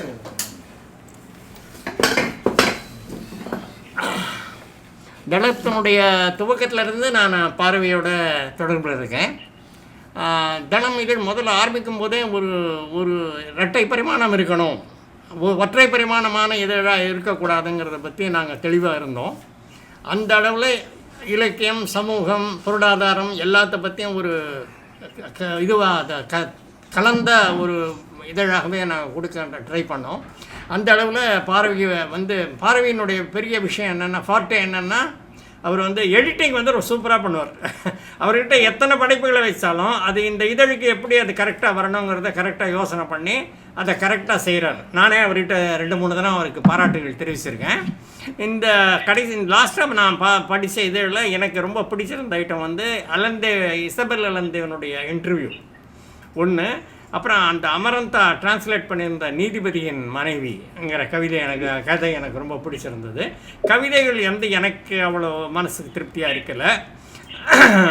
அப்புறம் இவங்க புக்கு கொடுங்க ஒரு அதங்கூட அனிஷ்குமார் எழுதின கவிதை எனக்கு புரியல, ஆனாலும் அதில் ஏதோ ஒரு ஸ்பார்க் மட்டும் எனக்கு தெரிஞ்சது. ஏன்னா அது அந்த பூட்ஸ் கால்களை பற்றி அது வந்திருந்தது. அது ஒரு அடக்குமுறையை பற்றிய ஒரு கவிதையாக இருக்கும் அப்படிங்கிற அளவில் மட்டும்தான் என்னால் புரிஞ்சுக்க முடிஞ்சது. அப்புறம் வந்து இந்த தலையங்கத்தை வந்து பார்வைக்கும் எனக்கும் சரி வராது. என்ன காரணம்னு கேட்டீங்களா, அவர் எல்லாத்தையும் அப்ஸ்ட்ராக்டாக எழுதுகிறார். அது வந்து பளிச்சுன்னு வாசகர்களுக்கு போய் சேர்ற மாதிரி எழுதுங்க அப்படின்னு நான் சொன்னாலும் அவர் கேட்க மாட்டேங்கிறார். தலையங்கத்தை வந்து ஏன் வந்து நீங்கள் ஓப்பனாக எழுதக்கூடாது? நீங்கள் என்ன அண்டர் கிரவுண்ட்லையா இருக்கீங்க? இல்லை இல்லையா? தடை செய்யப்பட்ட இதழா அந்த தளம்? இல்லை இல்லையா? அதனால் நீங்கள் அந்த தலையங்கம் தான் உங்களுடைய அசர்ஷன், அதுதான் உங்களுடைய அசர்ஷன், அதுதான் உங்களுடைய முகம். அந்த முகத்தை வந்து நீங்கள் மேக்கப் எல்லாம் போட்டெல்லாம் எழுதக்கூடாது. Right and left and right கொடுக்குற மாதிரி எழுதணும். அது ரொம்ப முக்கியங்கிறது என்னுடைய அபிப்பிராயம். அடுத்து வந்து தளத்தினுடைய நீங்கள் ரெகுலராக பார்த்துட்டே யாரோ ஒருத்தர் சொன்னாங்க நாடகத்துக்கு ஒரு வாய்ப்பு கொடுக்கணும் அப்படின்னு சொல்லிட்டு, அது நிச்சயமாக பண்ண வேண்டிய ஒன்று. ரெண்டாவது நீங்கள் பிகினிங்லேருந்து பார்த்துக்கிட்டே வந்தீங்கன்னா, இந்த முதல்ல ஒரு 7-8 இதழுக்கு முன்னாடி பார்த்திங்கன்னா இந்த கவிதைகளாகட்டும் சிறுகதைகளாகட்டும் அவ்வளோ இதுவாக வரல. அதுக்கான ரியாக்ஷன்ஸும் அவ்வளோ இதுவாக வரல. ஆனால் போக போக போக கிராஜுவலாக அது இன்க்ரீஸ் ஆகி ரொம்ப அழகாக வந்திருக்கு. இப்போ வந்து ஒரு தளம் வந்து ஒரு காம்பேக்ட் இதழாக வருது. இந்த காம்பேக்ட்டுக்கு சரியான தமிழ் தெரியல, தமிழில் நான் எழுதினாலும். அந்த மாதிரி இதழில் வந்து ரொம்ப காம்பேக்டாக வருது இதழ். ஆனால் அதுக்கு வந்து வாசகர்கள் கூட்டம் இன்னும் கூடும்னு நினைக்கிறேன். ஆனால் ஒரு தரம் நம்ம ஊரில் வந்து எல்லாமே அது ஒரு விஷயம், அது ஒரு மாதிரி நம்ம எப்படி சொல்கிறது, இந்த சமூக அமைப்பில் சில விஷயங்கள் தான் போய் சேரும், சில விஷயங்கள் போய் சேராது. எப்போவுமே சில விஷயங்களுக்கு ஒரு சிறுபான்மை தான் இருக்கும். அந்த சிறுபான்மையால் தன்னுடைய பலத்தை காமிக்க முடிஞ்ச ஏதோ ஒரு விதத்தில் காமிக்க முடிஞ்சால் தவிர சமூகத்தில் பெரிய விழிப்புணர்ச்சிகள்லாம் வராது. ஏன்னா இப்போ அந்த மாதிரி எழுத்தாளர்களை நம்ம தேடி தான் கண்டுபிடிக்கணும். இப்போ இசபெல் அலந்தேலாம் வந்து தனிப்பட்ட வாழ்க்கையில் பல தொந்தரவுகளுக்கு ஆளாகித்தான் எழுதியிருக்காங்க அந்த அம்மா. அதே மாதிரி அந்த லால் சிங் தில்னு ஒரு பஞ்சாபி கவிஞர், அவரெல்லாம் ரொம்ப சிரமப்பட்டு தான் எழுதியிருக்காங்க. ஆனால் அந்த மாதிரி எழுதக்கூடிய ஆட்களை நம்ம இன்னும் தேடணும். எனக்கு வந்து இந்த என்னுடைய கவிதையினுடைய அணுகுமுறை எப்படின்னு கேட்டிங்கன்னா, அது நேரடியாக வாழ்க்கையை பிரதிபலிக்கிறதா இருக்கணும். அதை வார்த்தை ஜாலங்களால் மாற்றுறதை நான் அதிகமாக விரும்புறதில்லை. எனக்கு 4 கவிதை தொகுப்புகள் வந்திருக்கு இது வரைக்கும். நான் ஜென்ரலாக அந்த மாதிரியான ஒரு அவுட்லுக் எனக்கு கிடையாது. ஓவராலாக பார்க்கும்போது தளம் இதழ் வந்து டெஃபினட்டாக ஒரு வளர்ச்சி அடைஞ்சிருக்கு. அந்த வளர்ச்சியில் வந்து அவர் அனிஷ்குமார் சார் சொன்ன மாதிரி திசை மாறாமல், ஃபோக்கஸ் மாறாமல் கரெக்டாக வந்திருக்கு. அதுதான் பாரவியினுடைய மிகப்பெரிய சாமர்த்தியம். நன்றி, வணக்கம். நன்றி சார், நன்றி. மனோகரன், திருச்சி மனோகரன் இருக்காருன்னு நினைக்கிறேன். மனோகரன் வணக்கம். இன்னும் யாருக்காங்க மனோகரன் சார்?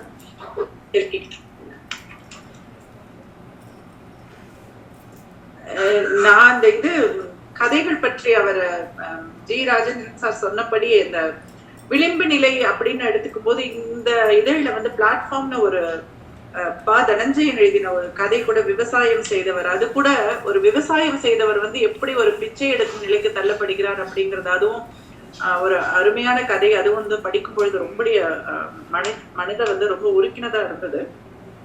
அதுக்கு கான்ட்ராஸ்டா ஒரு வந்து ஹிந்தி மூலம் பனீஸ்வர்நாத் ரேணு அவங்க எழுதினது அந்த அறிவாளியும் எருமை மாடும் வந்து ஒரு எழுத்தாளர் வந்து விவசாயம் பண்றதுக்கு போனா அவர் எப்படி அதை எப்படி செய்யறாங்க, ரொம்ப ரொம்ப அது நகைச்சுவையா இருந்தது. அது ரெண்டு கான்ட்ராஸ்டா இருந்தது. குறிக்கிறதுக்கு மன்னிக்கணும், பனீஸ்வர்நாத் ரேணு வந்து ரொம்ப நிறைய கதைகள் எழுதியிருக்கார். ஹிந்திலேயே அவர் வந்து ஒரு அதிகமாக அங்கீகாரம் பெறாத ஒரு எழுத்தாளர். அவர் ரயில்வேல ஒர்க் பண்ணார், பாவம் கடைசியில் மனநோயாளியாக போனார். ஆனால் அருமையான கதைகள் எழுதியிருக்கார். அது யார் தேர்ந்தெடுத்து எழுதுறாங்க எனக்கு ஞாபகம் வரல இப்போ இம்மிடியட்டாக. ஆனால் அது ஒரு அருமையான கதை. நன்றி. வந்து டிரான்ஸ்லேட் பண்ணியிருக்காரு. அது ரொம்ப அந்த நகைச்சுவை ரொம்ப ரொம்ப நல்லா வந்திருந்தது அதுல, அந்த டிரான்ஸ்லேஷன் தாண்டி. அந்த அப்படி என்றால் நீ யார் அந்த கதை கூட ரொம்ப ஒரு நம்மளுடைய என்ன சொல்றது, நிறத்துக்கு எகெயின்ஸ்டா இருக்கிற அந்த ஒரு வின்சென்ட் சார் இருக்காருன்னு நினைக்கிறேன். வந்திருந்தாரு, நான் அப்புறம் போயிட்டேன்னு நினைக்கிறேன் சார். ராஜகோபாலன் சார் இல்ல, ராஜகோபாலன் சார் இல்லைன்னு நினைக்கிறேன். அதே மாதிரி எழுத்தை மணந்தவன் கூட AHK கோரி எழுதினது, அதுவும் ரொம்ப நல்லா இருந்தது.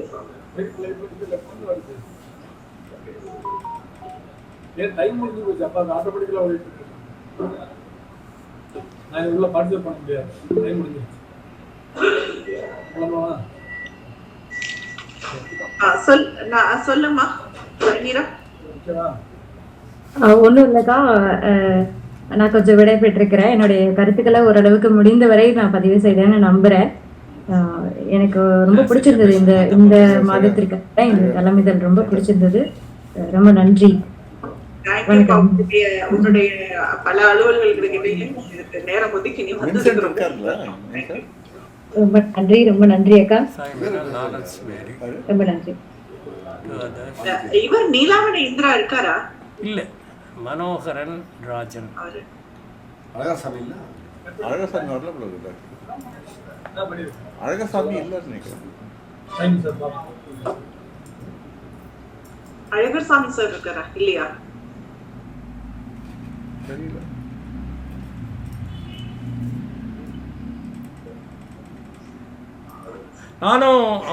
நானும் பாரவியும் அடிக்கடி பேசிக்கும் போது நாங்கள் பேசுவோம். எல்லாம் 50-60 தாண்டினவங்க தான் எழுதின்னு இருக்காங்க. இளைஞர்கள் வந்து நம்ம எழுத காணமே அப்படின்னு நான் அடிக்கடி குறைப்பட்டுப்பேன். அந்த குறை ஓரளவுக்கு இந்த நீலாவண இந்திரா, இன்னொருத்தர் வந்தார், அவர் பேர் எனக்கு தெரியல, அந்த மாதிரி இளைஞர்கள் எழுத ஆரம்பிக்கும் போது, ஜார்ஜ் ஜோசப், அந்த மாதிரி இளைஞர்கள் எழுதுறதை ஊக்குவிக்கிறது தளத்துக்கு ஒரு நல்ல அடையாளம். நன்றி மேடம், குறுக்கிட்டு பேசுறதுக்காக மன்னிச்சுக்கணும். ஐயோ சார், அப்படியெல்லாம் ஒண்ணும் இல்ல சார். வேற யாரும் பேசுறதுக்கு விரும்புறீங்களா? முத்துக்குமார் சார், நீங்க மத்தத பத்தி பேசுங்க. சொல்லுங்க. மத்த கட்டுரைகள் அழகசாமி யாருக்காங்க வேறு அவ்வளோ. ஓகே, வணக்கம் மேடம். திருப்பி வர்றதுக்கு மீண்டும் வர்றதுக்கு இவங்க வந்து எனக்கு வந்து தளத்தை அறிமுகப்படுத்தினது நம்ம அனீஸ் சாராக்கும் இத்தகைய ஒரு தரமிக்க ஒரு இதழை எனக்கு அறிமுகப்படுத்தின அவங்களுக்கு தனிப்பட்ட முறையில் என்னோட நன்றியும் பாராட்டையும் சொல்லிக்கணும். ரெண்டாவது, இந்த கவிதைகள் நீ பார்க்குறப்ப நான் ஆழ்ந்து படிக்கிறப்ப எளிதாக தான் இருக்குது, மேலோட்டமாக பார்க்குறப்ப எளிய இருந்தாலும் அப்புறம் அதோட கருத்துக்கள் எளிமையானதாக தான் இருக்குது. ஆனால் சொல்லியிருக்கிற விதத்தில் நம்ம ஆழமா 2 தடவை 3 தடவை படிக்கும்படியாட்டு இருக்குது. அதெல்லாம் அந்த தனித்துவமான தன்மை தளத்துக்கு இருக்குது. அதில் ஸ்பெஷலாக அனீஸ் சாரோட கவிதைகள் நான் விரும்பி படிக்கிறது உண்டு. அவங்களும் அது யதார்த்தமான கருத்துக்களை தான் பதிவேடுறாங்க. எனக்கு மனமார்ந்த பாராட்டுகளும் வாழ்த்துக்களும் தளத்துக்கு. எனக்கு வாய்ப்பு கொடுத்தவங்க எல்லாருக்கும் மிக்க நன்றி. வணக்கம். ரொம்ப நன்றி உங்களுடைய கருத்துக்களை பதிவு செய்ய. அந்த சுமதி தியாகன்னு இருந்தாங்க, அவங்க இருக்காங்களா? அவங்க இல்ல, இப்போ லெஃப்ட் சார். ஓகே, ஜஸ்ட் ஒரு மனோகரன் சாரும் இல்ல. அப்ப சார் நீங்க பேசுறீங்களா? இல்ல ரமேஷ் பேச சொல்லுங்க. இல்ல ரமேஷ் சாரால அன்மியூட் பண்ண முடியலையா? ஓ, அதனால அவர் நோட்ஸ் எடுத்துட்டு இருக்கேன் அப்படின்னு சொல்லி மெசேஜ் போட்டிருக்காரு. வேற யாரு? ரவி சார் நீங்க பேசுறீங்களா சார்? முத்துக்குமார் சார் முத்துக்குமார் பேசுங்க. நீங்க பேசுங்க சார். இல்ல நான் பேச மாட்டேங்கிறீங்க. இல்ல நான் என்ன பேசுறேன், நான் தான் எடிட்டரா இருக்கேன். பேசுனதா கோபால் ராஜேந்திரன் ஒரு கேள்வி எழுப்பினாரு. கோபால் ராஜேந்திரன் கேக்குதா? கேக்குதா? கொஞ்சம் முன்னாடி ஸ்விட்ச் பண்ணீங்க சார். நீங்க என்ன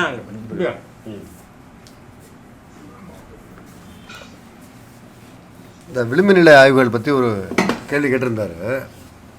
அதிகார பார்வையிலேருந்து நான் எழுதலை, அவர் அந்த மாதிரி துணியில் சொன்னார். அந்த நேரப்போ நான் எழுதலை.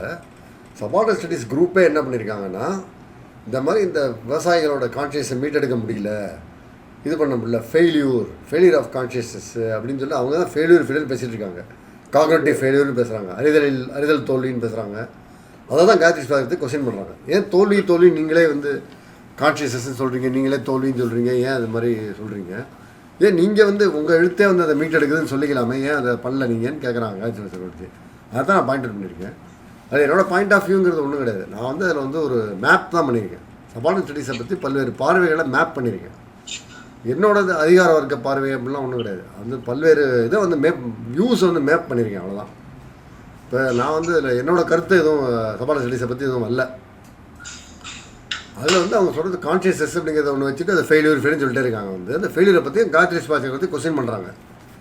ஸோ அந்த கொஸ்டின் பண்ணுறதையும் அவங்க இப்போ அவங்க இன்னொரு விமர்சகர் அந்த அவங்க கொஸ்டின் பண்ணுறாங்க. இது மாதிரி காயத்ரி ஸ்வாகத்தை வியூகத்தை பார்க்கும்போது நம்ம சபார்டினேட் கான்ஷியஸே மீட் எடுக்க முடியாமல் போயிடுமோ, எல்லாமே ஃபெயிலியர், அப்படி மீட் எடுத்தாலுமே அது அதிகார வர்க்கத்துக்குள்ளே போயிடுமோன்னு சொல்லி காயத்ரி ஸ்வாகத்தோட கொஸ்டின் எல்லாமே அப்படி இருக்குன்னு சொல்லி அவங்க சொல்கிறாங்க.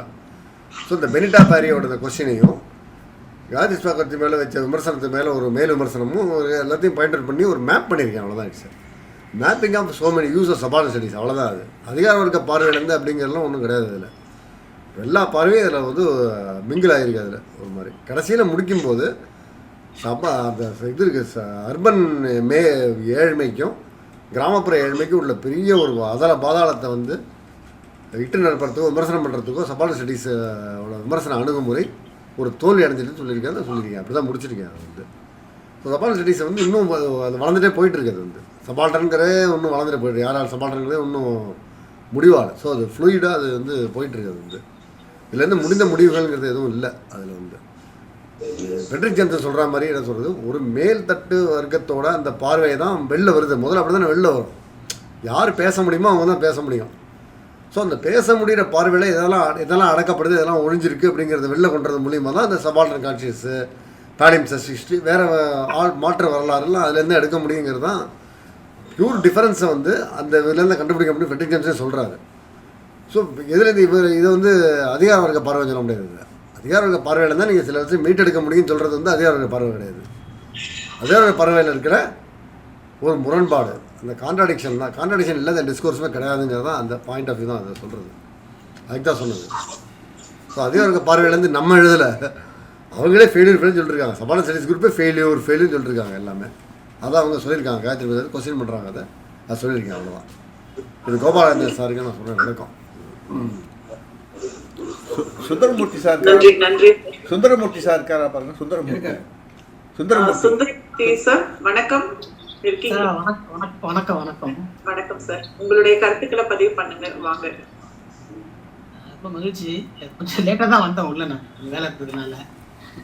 இந்த தளம் இதழை பொறுத்த வரைக்கும் நான் ரொம்ப முக்கியமாக சொல்ல வேண்டியது முத்து சாருடைய பங்களிப்பு, நோயல் சாருடைய பங்களிப்பு, தனஞ்சயன் ரொம்ப கடுமையாக வந்து அவங்களாம் இந்த இதழ் வந்து ஒரு பெரிய வேல்யூ வந்து கிடைக்குதுன்னு நினைக்கிறேன். நான் அழகான நல்ல ஒரு விவாதத்துக்குரிய நிறைய மொழிபெயர்ப்பா வந்து கொண்டு வராங்க.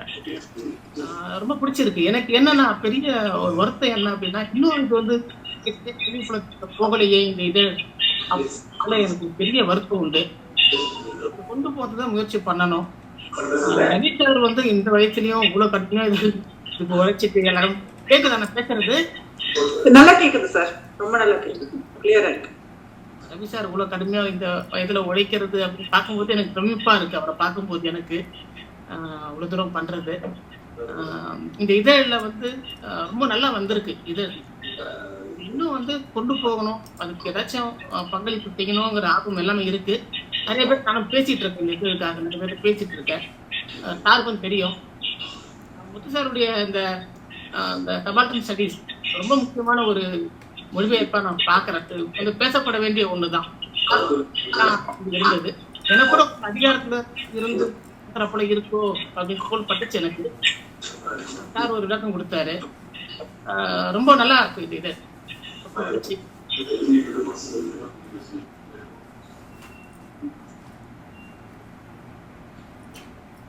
ஹலோ, அதான் ரொம்ப நல்ல இதை கொண்டு போகணும் அப்படிங்கறது என்னுடைய பெரிய ஆர்வம் சொல்ல வரேன். வேற ஒண்ணும் இல்ல, அதிகாரம் கிடைக்கணும்னு நினைக்கிறேன். வேற ஒண்ணும் இல்ல. இது போக வேண்டிய இடம் கல்வி புலம் அப்படின்னு நினைக்கிறேன். அங்க போனதான் இதுக்கு இன்னும் ஒரு மிக முக்கியமான அங்கீகாரம் கிடைக்கும் இந்த இதழுக்கு அப்படிங்கிறது எனக்கு கருத்து. நன்றி சார், நன்றி உங்களுடைய பார்வை. மற்ற கட்டுரைகள் பத்தி வேற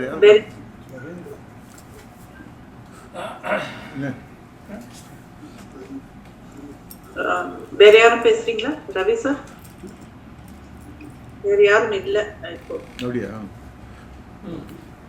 ஒரு பார்வை அவர்கள் இப்பொழுது இந்த உரையாடலுக்கு ஒரு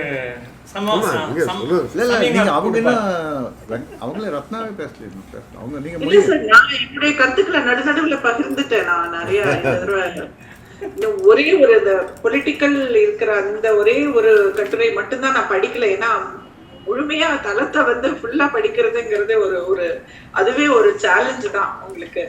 ஒரு இந்த 3 மாசம் நீங்க நடுவுல இடைவெளி விடுறது அது தேவைதான் எனக்கு சில சமயம் தோணும். ஏன்னா உங்களுக்கு அது அட்டஸ்டேஜ் படிக்க முடியாது. இது வந்து உங்களுக்கு நிதானமா அதை வந்து நம்ம மனசுக்குள்ள வாங்கிட்டு படிக்கணுங்கிறதுக்கு அந்த டைம் பீரியடும் தேவைப்படுது. அதனால நான் ஒண்ணு மட்டும்தான் என்ன படிக்கல, குடியுரிமை பற்றி அதுதான் நான் என்ன படிக்கல. அது இந்த கட்டுரை கூட ரொம்ப சார் நோயல் சாரும் முத்துக்குமார் சாரும் எழுதியிருக்க அந்த கீர்கோகோவின் அது வந்து வீரநாயகத்துவம் நாய்களின் சோழ நாயகத்துவம், அது இந்த தடவை கொஞ்சம் ரொம்ப ஸ்ட்ராங்காவே வந்திருக்கு அப்படின்னு எனக்கு தோணுச்சு. இன்றைய அரசியல் இதுக்கு வந்து ரொம்ப அதை படிக்கும்போது ரொம்ப என்ஜாய் பண்ணி படிச்சேன்னா ரொம்ப என்ன சொல்ற ரொம்ப தைரியமா போட்டிருக்காரு ரவி சார் அப்படின்னு நினைச்சேன். ஆனா அது வந்து ஒழிக்கப்பட வேண்டிய குரல் தான் அது இந்த காலகட்டத்துக்கு அப்படிங்கிறது அதுல வந்து எனக்கு ரொம்ப மகிழ்ச்சி. எந்த நேரம் வந்து ஒழிக்கப்படணுமோ அந்த ஒழிக்கப்பட வேண்டும். அதனால அது வந்து எனக்கு கூட ஒரு அதுல ஒண்ணு இருக்கு. முத்து சார்ட்ட தான் சொல்லணும். இதை சொல்லுங்க. டிரான்ஸ்லேஷனை வந்து இன்னும் கொஞ்சம் எளிமைப்படுத்த முடியுமா சார்? அதுக்கு வாய்ப்புகள் இருக்கா நீங்க தான் சொல்லணும். ரொம்பவும் வந்து கடினமா இருக்கு. அதை உள்ள நுழைஞ்சி போய் அதை தொடர்ந்து வாசிக்கணும் அப்படிங்கிறது, அது மேடம் சொன்னப்பல ஒரு சேலஞ்சிங் தான். அது தொடர்ந்து அதை பயணப்படுறது அப்படிங்கிறது, அந்த எழுத்துக்குள்ளார போயிட்டு வரிசையா சங்கிலி மாதிரி பிடிச்சிட்டு போறது கருத்துக்கள் அப்படிங்கிறது, அது கொஞ்சம் எளிமைப்படுத்த முடியுமா? இல்ல அதுல எதனா சிக்கல் இருக்கா அதை பண்றதுல உங்களுக்கு? இல்ல ஏதாச்சும் இது குறைஞ்சிரும் நினைக்கிறீங்களா? ஏதாச்சும் எளிமைப்படுத்தினா? இல்ல எளிமை முக்கியமா தெளிவு முக்கியமாங்கிறதான் கேள்வி. இல்ல அந்த தெளிவா அதுக்குதான் சிக்கலா இருக்குங்கிறேன். நீங்க ரொம்ப தெளிவா ரொம்ப எளிமையா இருக்குன்னு தெளிவு இருக்காது. தெளிவா இருக்கல கொஞ்சம் எளிமை இருக்காது. தெளிவா இருக்கல கொஞ்சம் எளிமை இருக்காது. கருத்தை புரிஞ்சுக்கிறது வந்து ஒரு சின்ன சின்ன வார்த்தைகளா போட்டுட்டு இப்ப நோயல் சார் கட்டுரைய இப்ப உன்னிப்பா படிச்சோம்னா தெளிவு இருக்கும் நிறையா, ஆனா அது புரியாம இருக்கும். நம்ம தெளிவும் எளிமையும் வந்து ஒரு ஒண்ணு பண்ணக்கூடாது, பைனரி. அது எளிமையா இருந்ததுன்னா தெளிவு இருக்காது, தெளிவா இருந்ததுன்னா எளிமை இருக்காது. அது அப்படிதான். அது ரெண்டும் ரெக்கன்சைல் பண்றது எப்படின்னு யோசிச்சுட்டு இருக்கோம். இது வந்து நம்ம மூன்றாவது இந்த கருத்துரையாடல்ல மூன்றாவது முறையா நம்ம வந்து இதை பற்றி தொடர்ந்து பேசிக்கிட்டே இருக்கோம். இது நம்ம ஆரம்பத்துல இருந்தே இந்த எளிமையாக்குதல், அந்த இப்போ இவருடைய இந்த வார்த்தை தெளிவு இருக்கு, ஆனா இன்னும் கொஞ்சம் அவசர மாதிரி ஒரு சில இடங்கள்ல வந்து வார்த்தைகளை எளிமைப்படுத்தினா இன்னும் அந்த தெளிவு வந்து நமக்கு இன்னும் சரியா கடத்தப்படுமோன்னு எனக்கு கூட சில சமயம் தோணுது. பட் சார் சொல்ற மாதிரி you have to balance that. அந்த பேலன்சிங் கொண்டு வர்றது தான் அதுல சேலஞ்ச். எப்போதுமே மொழிபெயர்ப்புக்கான சேலஞ்ச் வந்து அது அப்படின்னு எனக்கு தோணுது. நான் ஒரு சாம்பிள் பண்ணினதுக்கே எனக்கு வந்து ரொம்ப கஷ்டமா இருந்தது. So it is a challenging thing. இல்ல இப்ப இதே கேள்வி கவிதைக்கு எழுப்ப முடியும். எவ்வளவு கவிதை இப்ப அனீஷ்குமார் கவிதை அவருக்கு புரியலன்னாரு இருக்குல்ல, அப்ப அனீஷ்குமார் ஏன் புரியலன்னு நம்ம கேட்க முடியாது. அவரே அப்படி எழுதுறாரு நம்ம கேட்க முடியாது. ஒரு வார்த்தையை நம்ம யூஸ் பண்ணிக்க வேண்டியதான். நுட்பம் வந்து கவிதையை நம்ம வந்து கொஸ்டின் பண்ண முடியாது, ஆனா கட்டுரைகளை வந்துட்டு நம்ம வந்து அதை பண்ணலாம்னு நினைக்கிறேன் நான். இல்லை சார், இந்த கவிதை கட்டுறது ஜான்ரு டிஸ்டிங்ஷன்லாம் உடஞ்சி போச்சு. இப்போ அதெல்லாம் கிடையாது. கவிதை கட்டுற இலக்கிய இது சிறுகதை அப்படிங்கிற ஜான்ரு இந்த வகை மாதிரியோட வகை இனங்களோட டிஸ்டிங்ஷன்லாம் இப்போ கிடையாது. உங்களுக்கு இப்போ வந்து எவ்வளோ பெரிய இப்போ வில்லியம் டாலிரம்பிள் எழுதுகிற புத்தகம் பூரா வரலாற்றை பற்றின புத்தகம் பூரா பெரிய ஃபிக்ஷன் மாதிரி இருக்குது, பெரிய வரலாற்று புனைவோட ஒரு வடிவமாக இருக்குது. அதான் வரலாறு தான் எழுதுகிறார் அவர். ஆனால் அது பார்த்திங்கன்னா இந்த ஃபிக்ஷனல் நேரட்டிவோட அத்தனை ஒரு நுவான்ஸும் அதில் இருக்குது, வில்லியம் டாலிரம்பிளில் இருக்குது. அதுமாதிரி இப்போ டெரிடா ரைட்டிங்கை நீங்கள் படிச்சிங்கன்னா அது இலக்கியமா ஃபிலாசபியா என்ன நீங்கள் ஈஸியாக கண்டுபிடிச்சிட முடியாது. ஜேம்ஸ் ஜாய்ஸ் மாதிரி இருக்கும் டிஸ்கஷன்லாம் உண்டு. இப்போ கவிதைக்கு வந்து அப்ஸ்ட்ராக்ஷன் வச்சுக்கலாம், கட்டுரைக்கு இன்னும் கொஞ்சம் இது எளிமைப்படுத்தல் தேவை அப்படிங்க எந்த அடிப்படையில் நம்ம சொல்கிறோன்னே தெரியாது. ஏன் கவிதைக்கு எளிமைப்படுத்தக்கூடாது நம்ம ஏன் சொல்கிறோம்? எளிமைப்படுத்தின கவிதையாக இருக்காதுன்னு நினைக்கிறோமா? எளிமைப்படுத்தின கவிதையாக இருக்காதுன்னு நம்ம ஒரு மித்து வச்சுருக்கோம். எளிமையாக கவிதை இப்போ சீமணி கவிதை எவ்வளோ பேருக்கு புரியும்? ஆனால் அது என்னை பொறுத்த வரைக்கும் சீமணி கவிதை எப்படி எளிமையாக தான் இருக்குது. சீமணி கவிதை எளிமையாக தான் இருக்குன்னு நான் சொல்லுவேன். ஆனால் அபின்றவரோட கவிதை வந்து எளிமை கிடையாது, எளிமை கிடையாது. அபியோட கவிதை வந்து எளிமை கிடையாது, தெளிவு இருக்கும் அதில். ஆனால் அப்சாக்டாக இருக்கும், தெளிவு இருக்கும், அப்சாக்டாக இருக்கும். ஸோ அதான் நம்ம வந்து எப்படி நம்மளோட கல்ச்சரில் நம்ம எங்கேருந்து எந்த இடத்துலேருந்து அதை வாசிக்கிறோம், நம்மளோட புரிதல் இது என்ன, நம்மளோட வாசிப்பு, நம்மளோட இது எல்லாம் சேர்ந்து தான் அதை நீங்கள் டிட்டர்மின் பண்ண முடியும், தீர்மானிக்க முடியும். அதை கவிதைனா புரியாமல் இருக்கலாம், கவிதைக்கு ஏதோ புரியாமைங்கிறதே ஒரு இலக்கண குவாலிட்டி மாதிரி நம்ம வச்சு, கட்டுரைனா தெளிவாக இருக்கணும், இது இப்போ எளிமையாக இருக்கணும் அப்படிங்கிறது வந்து நம்மளோட அனுமானங்களோட இதை வந்து ப்ரிஜுடிஸோட வெளிப்பாடு தான் நினைக்கிறேன். நான் வந்து எல்லாத்துக்குமே காம்ப்ளிகேஷன்ஸ் இருக்குது, காம்ப்ளெக்சிட்டிஸ் இருக்குது. கவிதை அபி சொல்வார் வந்து எளிமை இன்னும் பகட்டில்லாதது கவிதைம்பார். எளிமை இன்னும் பகட்டில்லாதது அப்படிங்கிறாருன்னா எளிமையை பகட்டுகிறார் அவர் அபி. எளிமையை பகட்டுன்னு சொல்லும்போது ஆடம்பரம் ஆகிடுது, எளிமைங்கிறது ஆடம்பரம் ஆகிடுது. ஒரு பணக்காரன் வந்து இப்போ ரஜினிகாந்த் வந்து எவ்வளோ சிம்பிளாக இருக்கார் பாருப்பா அப்படி சொல்கிறது, அவனுக்கு எளிமைங்கிறது பகட்டு, அவனுக்கு அவர் அது சினாட எளிமை. அந்த மாதிரி தான் பார்க்கணும். நன்றி நன்றி சார். அவர் இந்திரா ஜாயின் பண்ணிட்டாருன்னு நினைக்கிறேன். நீலாவணி இந்திரா கேக்குறேன். நீங்க உங்க கருத்துக்களை பகிர விரும்புறீங்களா? நீலாவணி இந்திரா இருக்கீங்களா? மியூட்ல இருக்காரு. வணக்கம். Please give 2 minutes. Sorry. Yeah.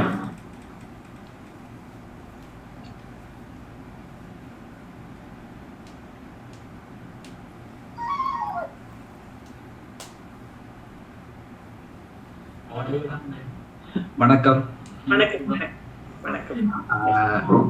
Sir தொடர்ச்சியாக என்னால் கலந்து கொள்ள முடியல. சார் சில விஷயங்களை பேசினார். முதலாவதாக இந்த தளம் இதை பற்றி சில வார்த்தைகள் பகிர்ந்து கொள்ளலாம் அப்படின்னு சொல்லி ஆசைப்படுறேன். தளத்தின் இந்த குறித்த இதழ் தான் எனக்கு முதலாக கையில கிடைச்ச ஒரு வன்பிரதி, ஒரு ஹார்ட் காப்பியான கையில இந்த பிரதி தான் கிடைச்சது. இவங்க இந்த முதலாக இதற்கு முதல் பாராவிசர் மின்னஞ்சல் மூலமா தான் இந்த தொகுப்புகளை எனக்கு அனுப்பி வைப்பார். அதுல இருக்கிற படைப்புகளை நான் வாசிப்பேன். குறிப்பாக நான் அதுல வர சிறுகதைகளை வாசிப்பேன். அதுலயும் தளத்துல எனக்கு காத்திரமா தெரிகிற விஷயம் என்னன்னு பாத்தீங்கன்னு சொன்னா அதுல இருக்கிற மொழிபெயர்ப்பு சிறுகதைகள். அந்த கதைகளுக்காக அந்த நபர்களை பாராவிசர் தான் சூஸ் பண்றாரா, இல்ல அந்த சூஸ் பண்ற நபர்களே சரியான முறையில அந்த கதைகளை மொழிபெயர்க்கிறாங்களா அப்படின்ற ஒரு விஷயம் இருக்கு. ஏன் அப்படின்னு சொல்லி பார்க்கும்போது இப்ப நான் இப்போ கூட கையில சில புத்தகம் வாங்கி கூட வந்தேன். இப்ப கையில நான் இன்றைக்கு வாசிப்போம் அப்படின்னு சொல்லிட்டு அக்டோபஸின் பேத்தின்னு சொல்லிட்டு லதா அருணாச்சலம் மொழிபெயர்ப்பை வாசிச்சேன். ஏன்னா இந்த மொழிபெயர்ப்புல கொஞ்சம் ஈடுபாடுகள் கொஞ்சம் அதிகமா இருக்கிற ஒரு காரணம் ஒன்று இருக்குது. ஏன்னா நம்ம தமிழ் எழுத்தாளர்கள் சிறப்பாக முறையில மொழிபெயர்க்கிறாங்க, அது ஒரு முக்கியமான காரணம். ரெண்டாவது இன்னொரு மக்களோட வாழ்வியலை நாங்கள் தெரிஞ்சு கொள்றதுக்கு மொழிபெயர்ப்பு நமக்கு மிகவும் உதவுறதா விஷயமாகவும் நமக்கு இருக்குது. அதுல தளத்துல மொழிபெயர்ப்புகள் மிகவும் சிறப்பா இருக்கிறது ஏனைய சஞ்சிகளோட ஒப்பிடும்போது ஒரு முக்கியமான விஷயம். அதுக்கான காரணமா நான் பாக்குற விஷயம் என்னன்னு சொல்லினா, சிலர் வேலைப்பழு காரணமாக அந்த வேலை நிமித்தம் காரணமா ஆப்பிரிக்க நாடுகள்ல தொடர்ச்சியா வாழ்ந்திருப்பாங்க. சிலர் ஐரோப்பிய நாடுகள்ல தொடர்ச்சியா வாழ்ந்திருப்பாங்க. அந்த ஐரோப்பிய நாடுகள்ல தொடர்ச்சியா வாழ்ந்தவர்கள் 20-30 வருடம் வாழ்ந்தவர்கள் அந்த மொழியிலிருந்து மொழிபெயர்க்கும் போது அது இன்னும் அந்த அங்க இருக்கிற அரசியலையும் அந்த மக்களையும் விளங்கி கொண்டு மொழிபெயர்க்கிறதாக நமக்கு இருக்கும். சாதாரணமா எதேச்சியா இப்ப நான் இலங்கையில் இருந்து கொண்டு ஒரு சீன நாவலை நான் மொழிபெயர்க்கிறேன், சீன மொழி எல்லாம் தெரியுமன்றதுக்காக நான் மொழிபெயர்க்கிறதுக்கும் சீனாவில் ஒரு 20 வருடம் வாழ்ந்த ஒரு இலங்கையில் அதை மொழிபெயர்க்கிறதுக்கு உள்ள வேறுபாடு அந்த மொழிபெயர்ப்பு இந்த தரத்துல நமக்கு தெரியும். சில கதைகள் நாங்கள் ஆங்கில வழியில் வாசித்து விட்டு தமிழில் வாசிக்கும் போது அந்த தரம் தெரியக்கூடியவை இருக்கும். அப்படி தளத்துல வர அந்த தொடர்ச்சியான வர மொழிபெயர்ப்பு கதைகள் அந்த ஒரு தன்மை ஒன்று இருக்கு. அது அந்த எழுத்தாளர்கள் அதை மொழிபெயர்ப்பாளர்கள் கையாளுகிற விதமாகவும் இருக்கலாம், அல்லது அவங்க தெரிவு செய்கிற கதைகளின் தன்மையும் இருக்கலாம். அடுத்தது இந்த சார் பேசும்போது இந்த கவிதைகள் எப்போதுமே எளிமையான வடிவத்தில் இருக்க வேணும் அந்த அவசியம் இல்லை அப்படின்னு சொல்லி சொன்னார். அதுக்கு நான் அந்த விஷயத்தோட நான் கடுமையாக நான் உடன்படுறேன். என்னன்னு சொன்னேன், ஒரு எழுத்தாளர்ல படிநிலைகள் இருக்கிற மாதிரி ஒரு வாசகன்லையும் படிநிலை இருக்கு. எல்லா வாசகர்களும் அந்த தீவிரமான இலக்கிய வாசகர்கள் தான் அப்படின்னு சொல்ற பட்சத்துல இல்லை. அவங்க எளிமையான ஆரம்பத்திலிருந்து தொடங்கக்கூடிய ஆட்களாக தான் இருக்கிறாங்க. என்ன கேட்டீங்கன்னு சொல்றோம்னா, அடிப்படையில நான் என்னோட ஒரு 10-12 வயதுல வாசிக்க ஆரம்பிக்கும் போது நான் வைரமுத்திலிருந்து தான் கவிதைகளை நான் அறிந்து கொண்டேன். ஏன்னா பிரபலமா இன்றைக்கு மனுஷ விட்டு இன்றைய பிள்ளைகள் அறிஞ்சு கொள்ற மாதிரி நான் வைரமுத்திலிருந்து தான் நான் கவிதைகளை வாசிக்க ஆரம்பிச்சேன். அதே மாதிரி எங்களுக்கு ரமணிச்சந்திரன் தான் எங்களுக்கு ஒரு மிகப்பெரிய ஒரு நாவலாசிரியர் எங்களுக்கு கண்ணுக்கு முன்னுக்கு எங்களுக்கு இருந்தேன். அதே மாதிரி எழுத்தாளர் சுஜாதா தான் ஒரு முக்கியமான அறிவியல். சின்ன வயசுல நாங்கள் ஒரு விஞ்ஞான படம் படிக்கிற பிள்ளைகள் அறிவியல் என்ன கூட சுஜாதா தான் எங்களுக்கு ஒரு முக்கியமான எழுத்தாளர் இருந்தார். இவங்களை தான் எங்களுக்கு தெரிஞ்சது. எங்களோட ஊரில் இருக்கிற எழுத்தாளர்கள் எங்களுக்கு தெரியல. ஏன்னா உங்களுக்கு ஒரு திரை என்கிற ஒரு திரை இந்த திரைப்படங்களோட கவர்ச்சியா இருக்கலாம். பல்வேறுபட்ட காரணத்தால் எழுத்தாளராக இருந்த சுஜாதாவும் வைரமுத்துவும் முத்துக்குமாரும் இவங்களை தான் எங்களுக்கு அறிமுகமானாங்க. ஏன்னா அந்த காலத்துல எங்களுக்கு ஸ்மார்ட் தொலைபேசி வசதி இல்லை, சினிமா திரைப்படம் தான் தமிழகத்தை அறியக்கூடிய ஒரு வழியாக இருந்ததாக நம்புறேன். அதே மாதிரி பத்திரிகைகளும் இல்லை. ஆனா இன்றைக்கு அப்படி இல்லை. எளிதில எல்லாமே இலகுவாக கிடைக்கக்கூடிய விஷயமாக என்ன செய்யணும்னு சொன்னா இருக்குது. அவங்க பல தரப்பட்ட விஷயங்களை பார்க்குறாங்க. ஆனாலும் அந்த எழுத்தாளர்களையும் இளநிலை எழுத்தாளர்கள் சொல்லப்பட்ட இளநிலை வாசகர்களுக்கு அடிப்படையான எழுத்து தான் தேவைப்படுது. அந்த அடிப்படையான எழுத்தாளர்கள் இருக்கிறாங்க, அது தேவையும் தான். ஏன்னா அவங்க இலக்கியத்தின் பாடவனை கொண்டு வர வேண்டும்னா அவங்களுக்கு ஒரு அடிப்படையான எழுத்து ஒன்று எங்களுக்கு தேவைப்படுது. தொடக்கத்துல இந்த ஆசிரியர் தலையங்கம் ஒரு எளிமையாக இல்லை அப்படின்னு சொல்லி பாராவிசருக்கு மேல ஒரு விஷயம் முன்வைத்தாங்க ஐயா. அதை நான் என்ன சொல்லி சொன்னா அதையும் நான் மறுக்கிறேன். என்ன காரணம், ஏன் அப்படின்னு சொல்லி சொன்னா தீவிர இலக்கிய வாசகர்களுக்காக வழங்கப்படுகிற ஒரு சஞ்சிகை அப்படித்தான் தலையங்கம் வைக்க வேணும்.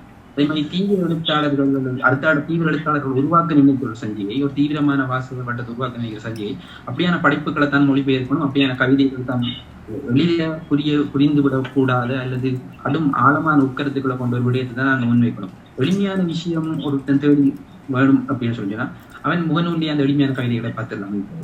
ஒரு சாதாரணமான இலக்கிய தளத்துல பார்த்துடலாம். அச்சடிக்கப்பட்ட இலங்கையில் நாளிதழ்கள் தெரியும்.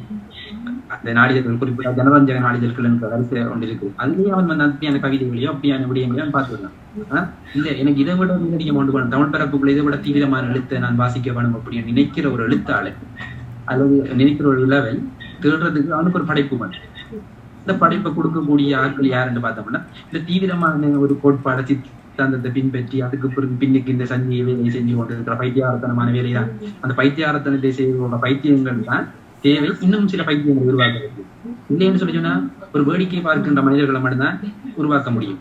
அந்த வரையில தளம் வந்து சில படைப்புகள்ல எல்லா படைப்பையும் இல்லை, தளம் கொண்டு வர படைப்புகள்ல மொழிபெயர்ப்பு மாதிரியான படைப்புகள், அடுத்தது சில கவிதைகள், அடுத்தது அவங்க அடையாளம் காட்டுற இளம் சிறுகதை எழுத்தாளர்கள் இருக்கிறாங்க. இவங்க எங்களுக்கு தேவைப்படுறாங்க. எங்களை மாதிரியான இளம் எழுத்தாளர்களுக்கு இவங்களோட பங்களிப்பு முக்கியமானது தேவைப்படுது. அதுல தளம் முக்கியமான இதா இருக்கு. அடுத்தது இந்த சஞ்சியை வாசிக்க முடியாம போன காரணம், சஞ்சியை வரும்போது நான் ஊர்ல இருந்தேன்.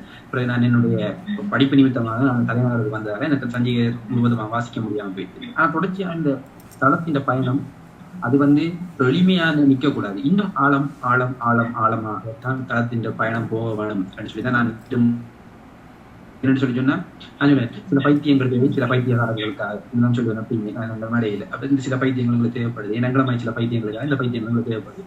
எளிமையான விஷயத்தை செய்யறேன்னு சொன்னா அதை வந்து ரஜினிகாந்தி செய்து விட்டு போகலாம், அல்லது விஜயை செய்து விட்டு போகலாம். அப்படி ஒரு இலக்கிய சஞ்சிக்கு ஜனரஞ்சமான சஞ்சிகை செய்கிறார்கள் வந்து அந்த வேலையை செஞ்சு கொண்டு போகலாம், அவங்க விற்பனைக்காக அந்த தேவைகளுக்காக. ஆனா இது முக்கியமாக. ரெண்டாவது, தளத்தை பத்தி இன்னொரு விஷயம் நான் சொல்ல வேணும்னு சொன்னா, முதல்ல நான் தளத்தை நினைச்சு கொண்டிருந்தேன்னா அவங்க சஞ்சிகை என்னும் போது எங்களை ஊர்ல எப்படி இருக்கு, பொதுவா எங்களை இலங்கையில படிக்கிறோம் 40 பக்கம் இருக்கு, ஒரு 50 பக்கம் இருக்கு. பெரும்பாலும் கவிதைகள் தான் இருக்கும். ஒரு நடுத்தரமான ஒரு அமைப்புல இருக்கிற சிறுகதைகளே ஒன்று இருக்கும். அது 2-3 பக்கத்தான சிறுகதை முடிஞ்சிடும். அடுத்தது முன்னுக்கு மட்டையெல்லாம் இருக்காது. தளம் மேகசின் மாதிரி மட்டையெல்லாம் இருக்காது. ஒரு பேப்பர் எக்ஸ்ட்ரா பேப்பர், அது ஒரு கலர் பெயிண்ட். இப்போ நம்ம சொல்லுவோம் ஆனந்த குமுதம் வர மாதிரியான இந்த ஃப்ரண்ட் பேஜ் மாதிரியான ஒரு பேஜ் வந்து எங்களுக்கு இருக்கும். அப்படிதான் ஒரு சஞ்சிகை நான் பார்த்தேன். ஆனா இவங்க புத்தகத்தை சஞ்சிகை என்ற பேர்ல விற்கிறாங்க அப்படின்னு சொல்லி எனக்கு நான் அந்த பிரதியை கையில வாங்குறது தான் நான் உணர்ந்து கொண்டேன். உண்மையா தளம் வந்து புத்தகம் விற்கிறாங்க. ஒவ்வொரு 4 மாதங்களுக்கு இருக்கு அவங்க புத்தகம் விற்கிறாங்க. ஒரு 3 மாதங்களுக்கு அவங்களுக்கு புத்தகம் விற்கிறாங்க. அவங்க ஒரு சஞ்சிகை செய்யல, ஒரு புத்தகம் ஒரு படைப்பு செய்யறாங்க. தளம் இன்னொரு முயற்சியும் எடுக்கணும் அப்படின்னு சொல்றது என்ன அப்படின்னு சொல்லிட்டோம்னா, ஒவ்வொரு 3 மாதங்களுக்கு ஒருக்க அவங்க ஒரு சஞ்சிகை வெளியிடும் போதும் ஏதாவது ஒரு படைப்பாளிக்கான சிறப்பு நூலையும் அவங்க வெளியிடுறாங்க. உதாரணமா இப்ப நான் எடுத்துக்கொள்வோம், இப்ப பிரான்சிஸ் கிருபா எடுத்துக்கொண்டாரோ அல்லது இப்ப தேவதேவன் எடுத்துக்கொண்டாரோ அப்படியான படைப்பாளி எடுத்துக்கொண்டாரோ, இந்த படைப்பாளியுடைய படைப்புகளை பற்றி இளம் தலைமுறை என்ன நினைக்குது, ஏற்கனவே அவங்களோட சமகாலத்துல பயணித்த தலைமுறை என்ன நினைக்குது அப்படின்னு சொல்லி ஏதாவது ஒரு புத்தகத்தை பற்றி அவங்க எழுதணும். நம்ம சோபா சக்தி இந்த வாசனை நான் இருக்கேன் அப்படின்னு சொல்லி நான் சோபா சக்தி ஏதாவது ஒரு நாவல் இச்சா நாவலை பத்தின ஒரு அறிமுகத்தை நான் எழுதுறேன். அதே மாதிரி பாராவி இன்னும் ஒரு அவருடைய கட்டுரை எழுதுறேன். இப்ப சோபா சக்திக்கான ஒரு முழுமையான தொகுப்பா இந்த சஞ்சிகை வருது. அப்ப தளம் வந்து இப்படியான ஒரு முயற்சியை செய்யணும் அப்படின்னு சொல்லி நான் எதிர்பார்க்கிறேன். அதாவது ஆய்வு கட்டுரைகள் அறிமுகங்களை மட்டும் கொண்ட ஒரு நூலை வந்து தளம் வெளியிடணும் அப்படின்னு சொல்லி. ஏன்னா ஒரு சஞ்சிகை நடத்துறையும் கடினமான விட எனக்கு விளங்குறது தெரியுது. ஆனா வருடத்துக்கு 2 நூலாவது இப்படி அவங்க கொண்டு வர விரும்புது. இது என்ன, இது எதுக்காக நான் சொல்றேன் அப்படின்னு சொல்லிட்டோம்னா, எங்களை மாதிரியான அடுத்த கட்டத்துக்கு வர எழுத்தாளர்களுக்கு ஈஸி அக்சஸ். நான் ஒரு எழுத்தாளர்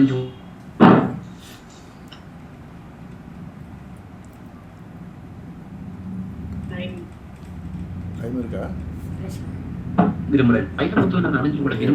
நான் எங்க போய் தேடுவேன் அப்படின்னு நான் இணையத்திலாம் தேடுவேன். என்ன சொல்றோம், அவர் எங்க பிறந்தார், எங்க வாழ்ந்தார், இத்தனை புத்தகங்களை எழுதின, அந்த புத்தகங்கள்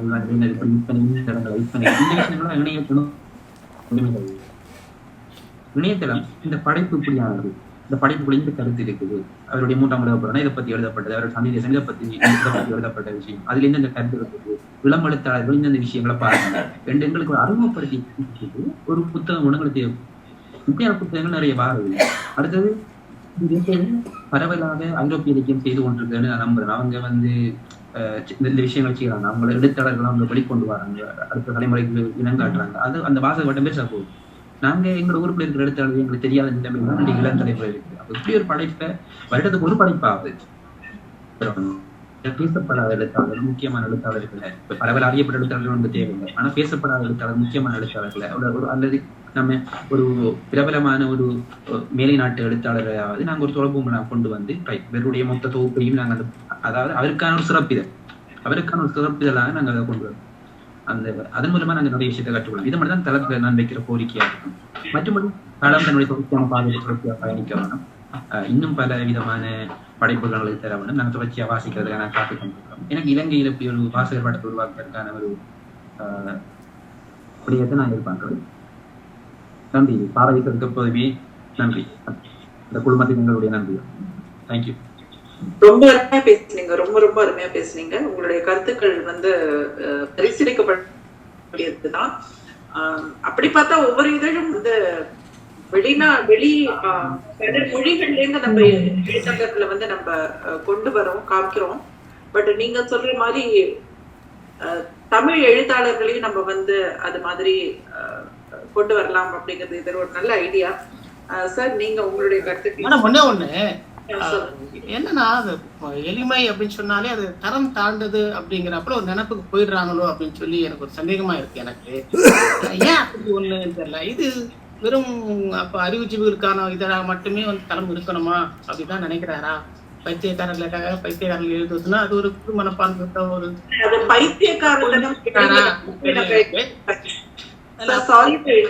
அந்த பைத்தியக்காரத்தனம்ங்கிற வார்த்தையை நம்ம வந்து ஒரு பித்துதான். அதுக்கான இடத்துக்கு மட்டும் தான் அவங்க பண்ணணும்னு பாக்குறாங்களா? எல்லா இடத்துக்கும் போகணுங்கிறது ஒண்ணு இல்ல. இப்படி எளிமை பத்தி பேசும்போது இப்படி நினைக்கிறது எப்படின்னு தெரியல எனக்கு. அப்படி பார்த்தா பாரதியார், பாரதிதாசன், தமிழொலி இவங்களுடைய கவிதை அப்ப நீங்க என்ன கொண்டு போய் சேர்ப்பீங்க? அப்போ அந்த மாதிரி அப்படித்தான் கீழே வச்சுதான் பாப்போமா என்ன பண்ணலாம் அப்படின்லாம் இருக்கு. எனக்கு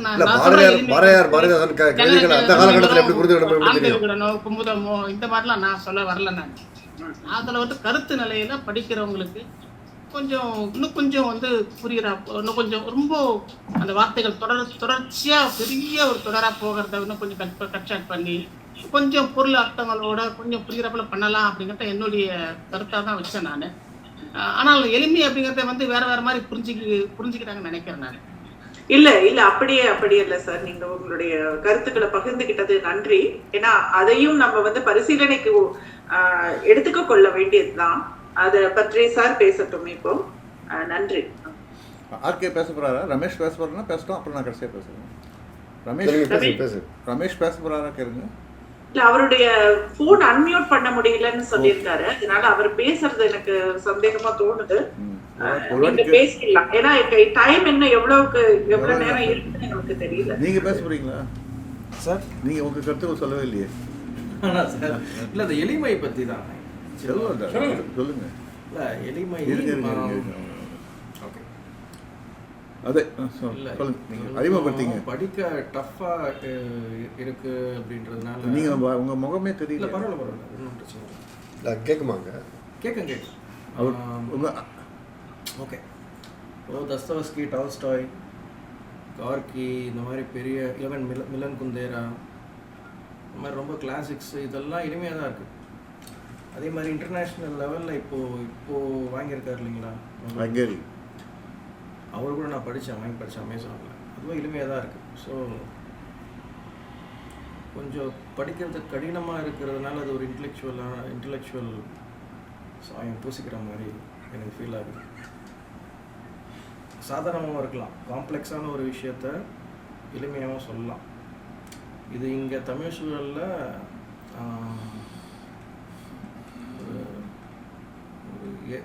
இவங்களே கட்டமைச்சுக்கிட்ட ஒரு மித்தாக தான் நான் பார்க்குறேன். இது ஏன்னா கோபிகிருஷ்ணன் எனக்கு ரொம்ப பிடிச்ச ரைட்டர். கோபிகிருஷ்ணன் வந்து எழுதுறது ரொம்ப எளிமையாக இருக்கும். பக்கத்தில் உட்காந்து ஒரு நம்ம கதை சொல்கிற மாதிரியே இருக்கும். ஆனால் அவர் சொல்கிற விஷயம்லாம் ரொம்ப காம்ப்ளெக்ஸான விஷயமா இருக்கும். ஹியூமன் மைண்டு, சோஷியல் மேட்டர் எல்லாம். அதே மாதிரி சாரு நிவேதிதா இருக்கார் இப்போ டாப்பில். அவரோட எல்லா புக்கும் நான் படிச்சிருக்கேன், எனக்கு பர்சனலாகவே தெரியும். அவரோட ரைட்டிங் வந்து ரொம்ப ரொம்ப எளிமையாக இருக்கும். ஆனால் அவர் சொல்கிற விஷயமும் ரொம்ப பெரிய சப்ஜெக்டாக இருக்கும். பேசுகிற சப்ஜெக்ட் ரொம்ப பெரிய சப்ஜெக்டாக இருக்கும், ரொம்ப காம்ப்ளெக்ஸாக இருக்கும். ஸோ நம்ம கரடுமுரடாக எழுதணும்னு அவசியம் இல்லை, நார்மலாகவும் சொல்லலாம். எவ்வளோ பெரிய சப்ஜெக்டாக இருந்தாலும் நார்மலாகவும் சொல்லலாம். ஏன்னா அதுக்கு சாட்சி வந்து இன்டர்நேஷ்னல் ரைட்டர்ஸ் எல்லாம் படித்தாலே தெரியும். ஏன்னா எல்லாருமே எளிமையாக தான் எழுதுகிறாங்க, டஃப்பாக எழுதலை. ஸோ இதுதான் என்னோட கருத்து. அந்த வேணும்ன்ட்டே இந்த இன்டெலெக்சுவல் சாயத்தை வந்து நம்ம பூசிக்க வேண்டாம் நம்ம மேலே. அதுதான் என்னோட கருத்து. இதுதான். தேங்க்யூ. Thank you sir, thank you. நமக்கு இன்னும் எவ்வளவு நேரம் இருக்குன்னு தெரியல. நேரம் இருக்கு, டைம் இருக்கு. இது போயிட்டே இருக்கு. ஆமாம், நேரம் இது கூட கண்ட்ரோல் இது கிடையாது, லிமிட் கிடையாது. இந்த லிங்க்குக்கு அந்த மாதிரி கனெக்ஷன் கிடையாது. You can continue. ஓகே, எல்லாரும் பேசிட்டாங்க. நான் ரெக்கார்டும் பண்ணியிருக்கேன் ஆடியோ. பண்ணிருக்கீங்களா? உங்களுக்கு அனுப்புறேன், நீங்க நான் போஸ்ட் பண்ணுறேன். சார் நீங்க பேசிட்டீங்கன்னா நம்ம முடிச்சுக்கலாம். நீங்க இங்க வந்துடுறீங்களா? ஓகே. இல்லை தெரியுது.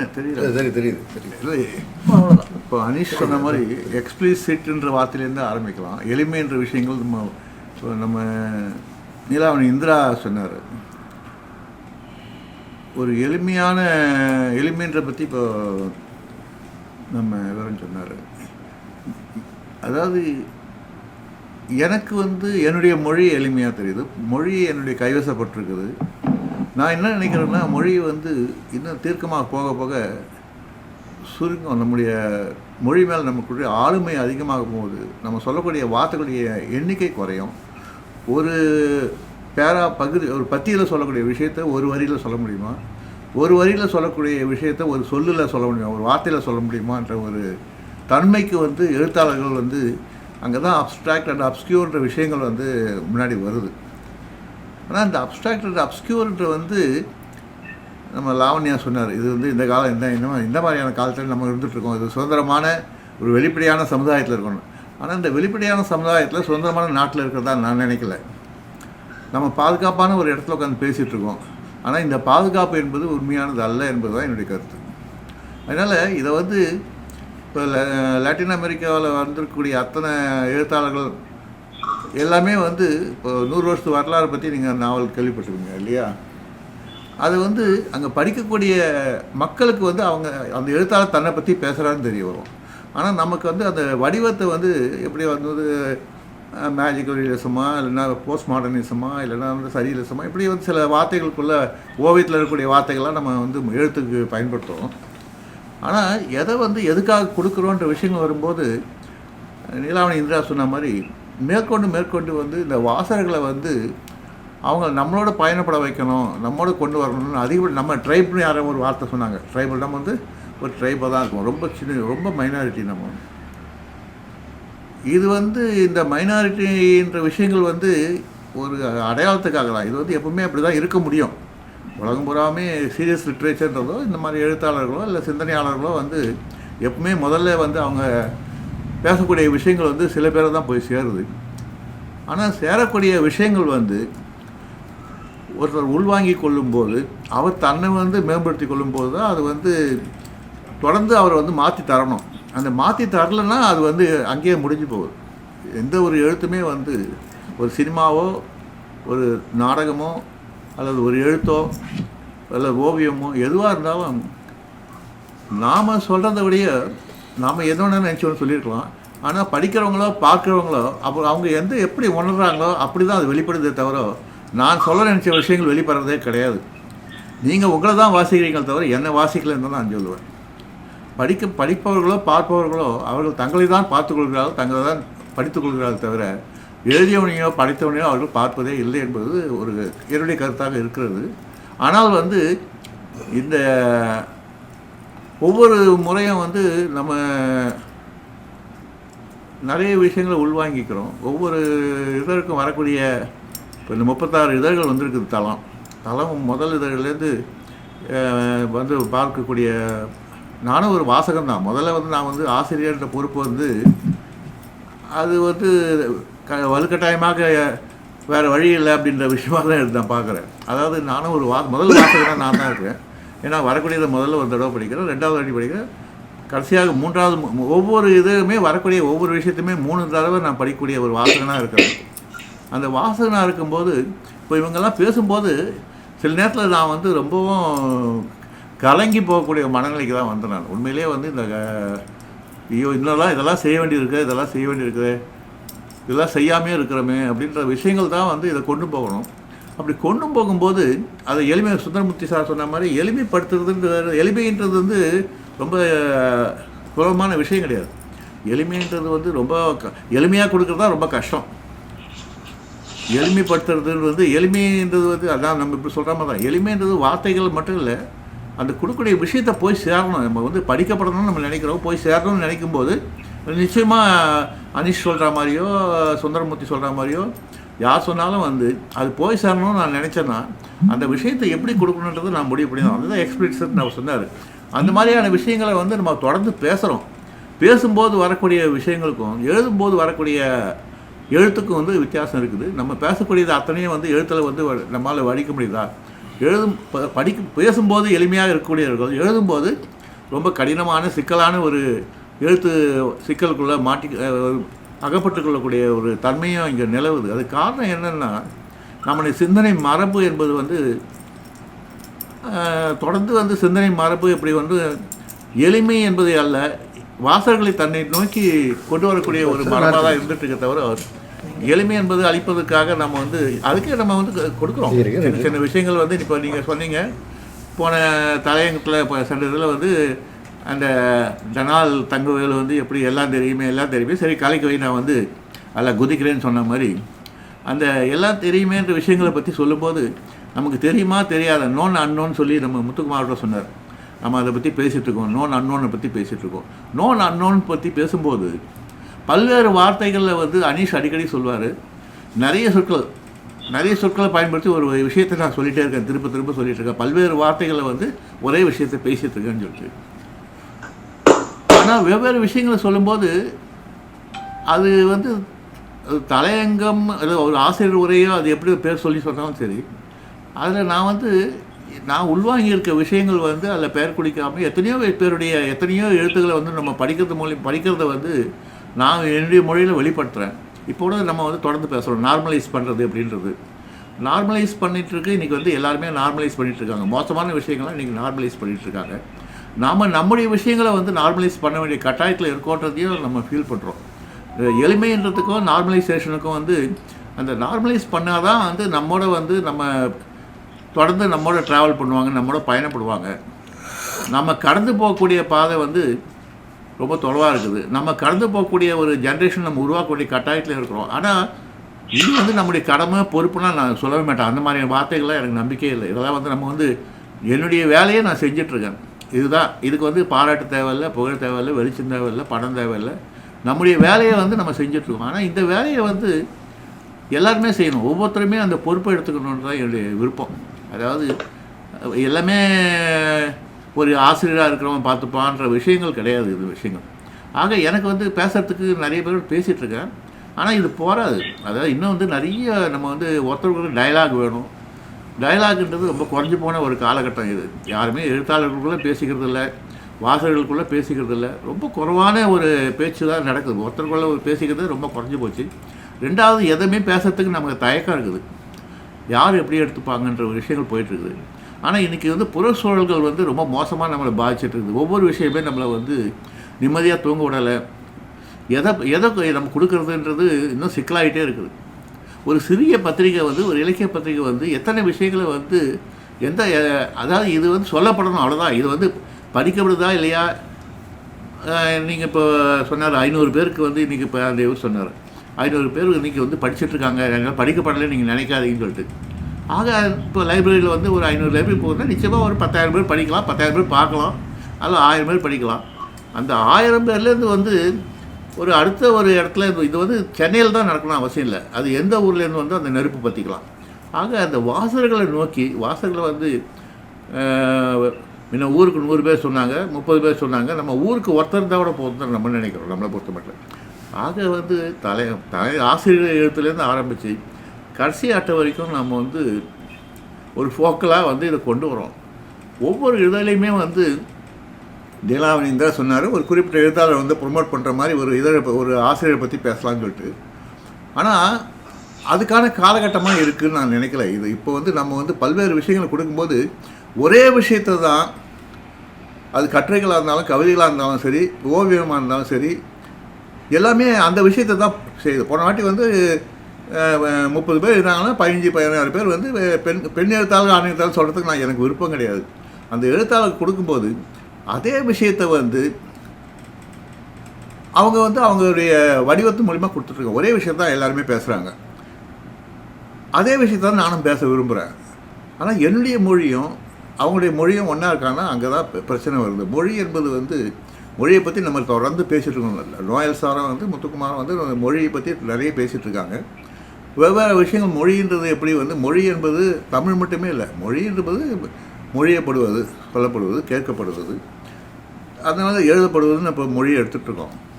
ஆக இத்தனை விஷயங்களை வந்து எளிமைப்படுத்துறது சுந்தரமூர்த்தி சொல்லக்கூடிய அந்த எளிமை. அவர் முதல் போன இதில் வந்து நிறைய விவாதமே நடந்தது. அழகர் சாமிலாம் வந்து இடையில ஒன்று சொல்லிக்கிறேன். சிறுபத்திரிகைன்னு ஒரு ஆரம்பித்த காலத்துலேருந்தே எளிமையாக இல்லை, இது வந்து இதுவாக இல்லை, ஒரு விமர்சனம் தொடர்ந்து வந்துட்டு தான் இருக்குது. அதுக்கு பதில் சொல்லிட்டே வந்துட்டு இருக்காங்க. பிரமிடில் ஒரு கட்டுரை இருக்கார். பிரமிடில் வந்து தெளிவும் எளிமையும் ஒரு கட்டுரை, அதை வச்சு நானும் பேசினேன், ஒரு கட்டுரை எழுதியிருக்கார் வந்து. இப்போ சாருண வேதால பிறகு காம்ப்ளெக்சிட்டிஸ் இப்படிங்கிறது சப்ஜெக்டிவான விஷயம். ஒரு காம்ப்ளெக்சிட்டிஸ் இருக்கலாம், இன்னொருத்தர் காம்ப்ளெக்சிட்டி இல்லாமல் போயிடும். டாஸ்டாவஸ்கி இன்னொரு இப்போ போர்கேஸுங்கிற ஒரு ரைட்டர் வந்து நாவலே எழுதினதில்லை. ஏன் நாவல் எழுதுன்னு கேட்டால் என்ன சொல்கிறாரு, என்னால் ஒரு வரியிலே ஒரு பேராகிராஃப்லேயே ஒரு நாவல் எழுத சொல்லிட முடியும் அப்படிங்கிறாரு. அப்போ அது காம்ப்ளெக்சிட்டி. காம்ப்ளெக்சிட்டி அங்கே தான் இருக்குது. ஒரு வரியிலே என்னன்னா ஒரு வார்த்தையில் ஒரு ஹிஸ்ட்ரியை சொல்லிட முடியும் அப்படிங்கிற நம்புறாரு அவர். ஒரு அதெல்லாம் நாவல் எல்லாம் எழுத மாட்டேன், நாவல் எழுதுறது வேஸ்ட் ஆஃப் டைம்ங்கிற மாதிரி தான் சொல்லியிருக்காரு இது மாதிரி. இப்போ அந்தந்த சப்ஜெக்டிவான பார்வையாக போய் முடிஞ்சிடும். இப்போ என்ன, இப்போ நம்ம கவிதைக்கு ஒரு லைசன்ஸ் கொடுக்குறோம், அது என்ன வேணால் புரியாமல் இருக்கலாம், அப்ஸ்டார்டாக தான் கவிதை. இப்போ சொன்ன மாதிரி இப்போ எப்படி இது மாதிரி கடினமாக எழுதுறது ஒரு இன்டெலெக்சுவல் லைசன்ஸ் அப்படிங்கிற மாதிரி, அப்போ தான் அறிவிஜீவின்னு நினைக்கிறேன் சொல்கிற மாதிரி. இப்போ கவிதையை என்ன வேணால் பண்ணால் அது வந்து புரியாமல் இருந்தால் அது கவிதை தான் அப்படின்னா அதுவும் ஒரு முன்னனுமானத்துக்கு போகிறது. அப்படி கிடையாது. புரிதல் புரியாமைங்கிறது ஒரு வெரி ஓல்டு இஷ்யூ. அதை டிஸ்கஸ் பண்ணுறதுக்கு அதில் ஒன்றும் இல்லை. அதில் how we are going to accommodate that ரைட்டிங்ஸை நம்ம அதை புரிஞ்சுட்டு நம்ம எப்படி மேலே போகிறோங்கிறது தான் தவிர நாம் எப்படி அதை பார்க்க போகிறோம், எப்படி புரிஞ்சுக்க போகிறோங்கிறது தான். டாஸ்டாவஸ்கி நான் படிக்கணுமா வேணாமாங்கிறது நான் தான் முடிவு பண்ணணும். ஜேம்ஸ் ஜாய்ஸ் நான் படிக்கிறேன்னா வேணாமா நான் தான் முடிவு பண்ணணும்.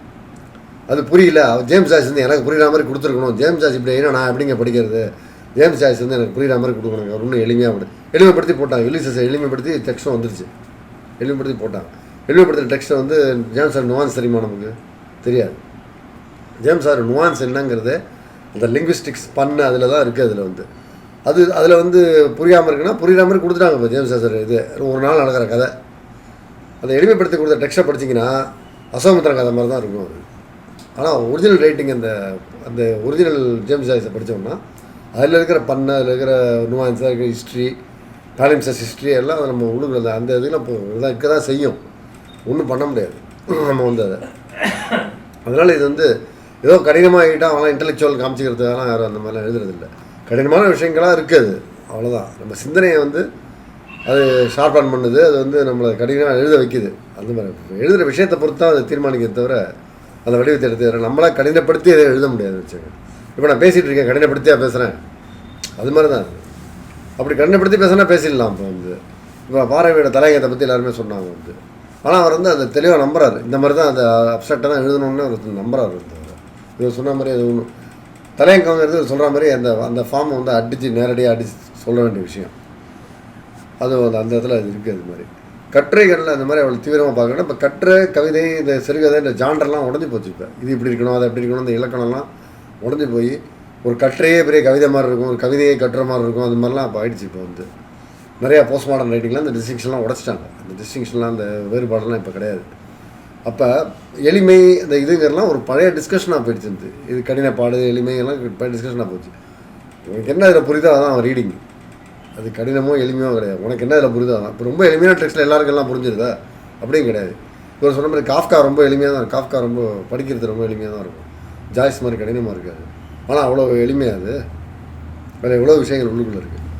எனக்கு நம்ம எவ்வளோக்கு எவ்வளோ துருவுருவமோ அதை பொறுத்து தான் கடினப்பாடு எளிமையும் வந்து அமைமே தவிர டெக்ஸ்ட்டுக்குள்ளே லாங்குவேஜுக்குள்ளே கடினம் எளிமைங்கெல்லாம் ஒன்றும் டெசிஷன்லாம் கிடையாது. அதில் அப்படிங்கிறது என்னோட மொழியியல் புரிதல்.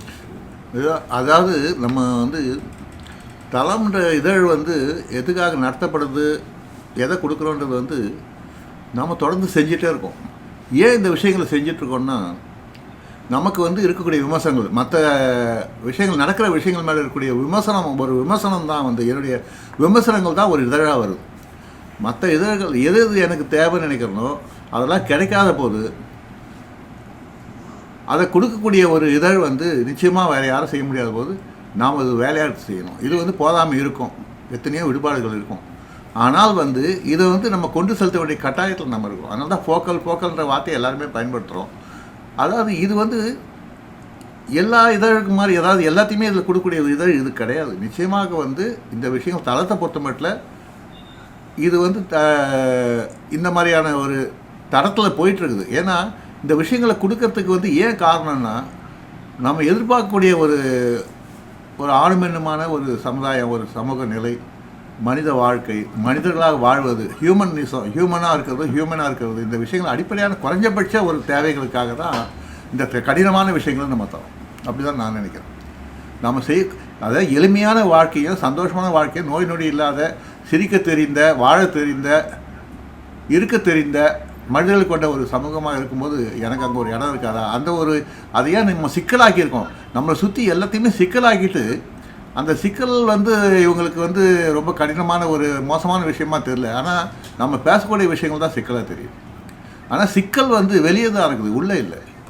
இந்த சிக்கல்லேருந்து வெளியே வரத்துக்கு தான் நம்ம முயற்சி பண்ணிகிட்ருக்கோம். அதை வந்து அவர் சினிமாவாக தராரு, இவர் கட்டுரையாக தராரு. நான் வந்து முன்னாடி சிறுகதைகள் எழுதியிருந்தேன், நாடகங்கள் எழுதியிருக்கேன். ஆனால் இப்போ வந்து என்னுடைய அந்த கிரியேட்டிவ்ஸ் எல்லாம் இப்போ வந்து ஒரு 2 பக்கம் தலையகத்துலேயே முடிஞ்சு போகுது.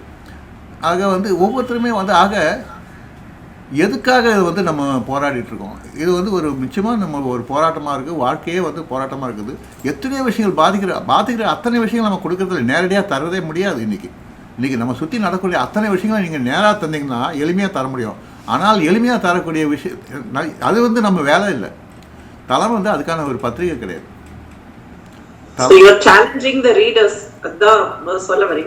ஆமா, அதான் எளிமைங்கிறது ஒரு விஷயம். பட் அதே நேரத்துல படிக்கிறவங்க, வாசிக்கிறவங்க வந்து தன்னுடைய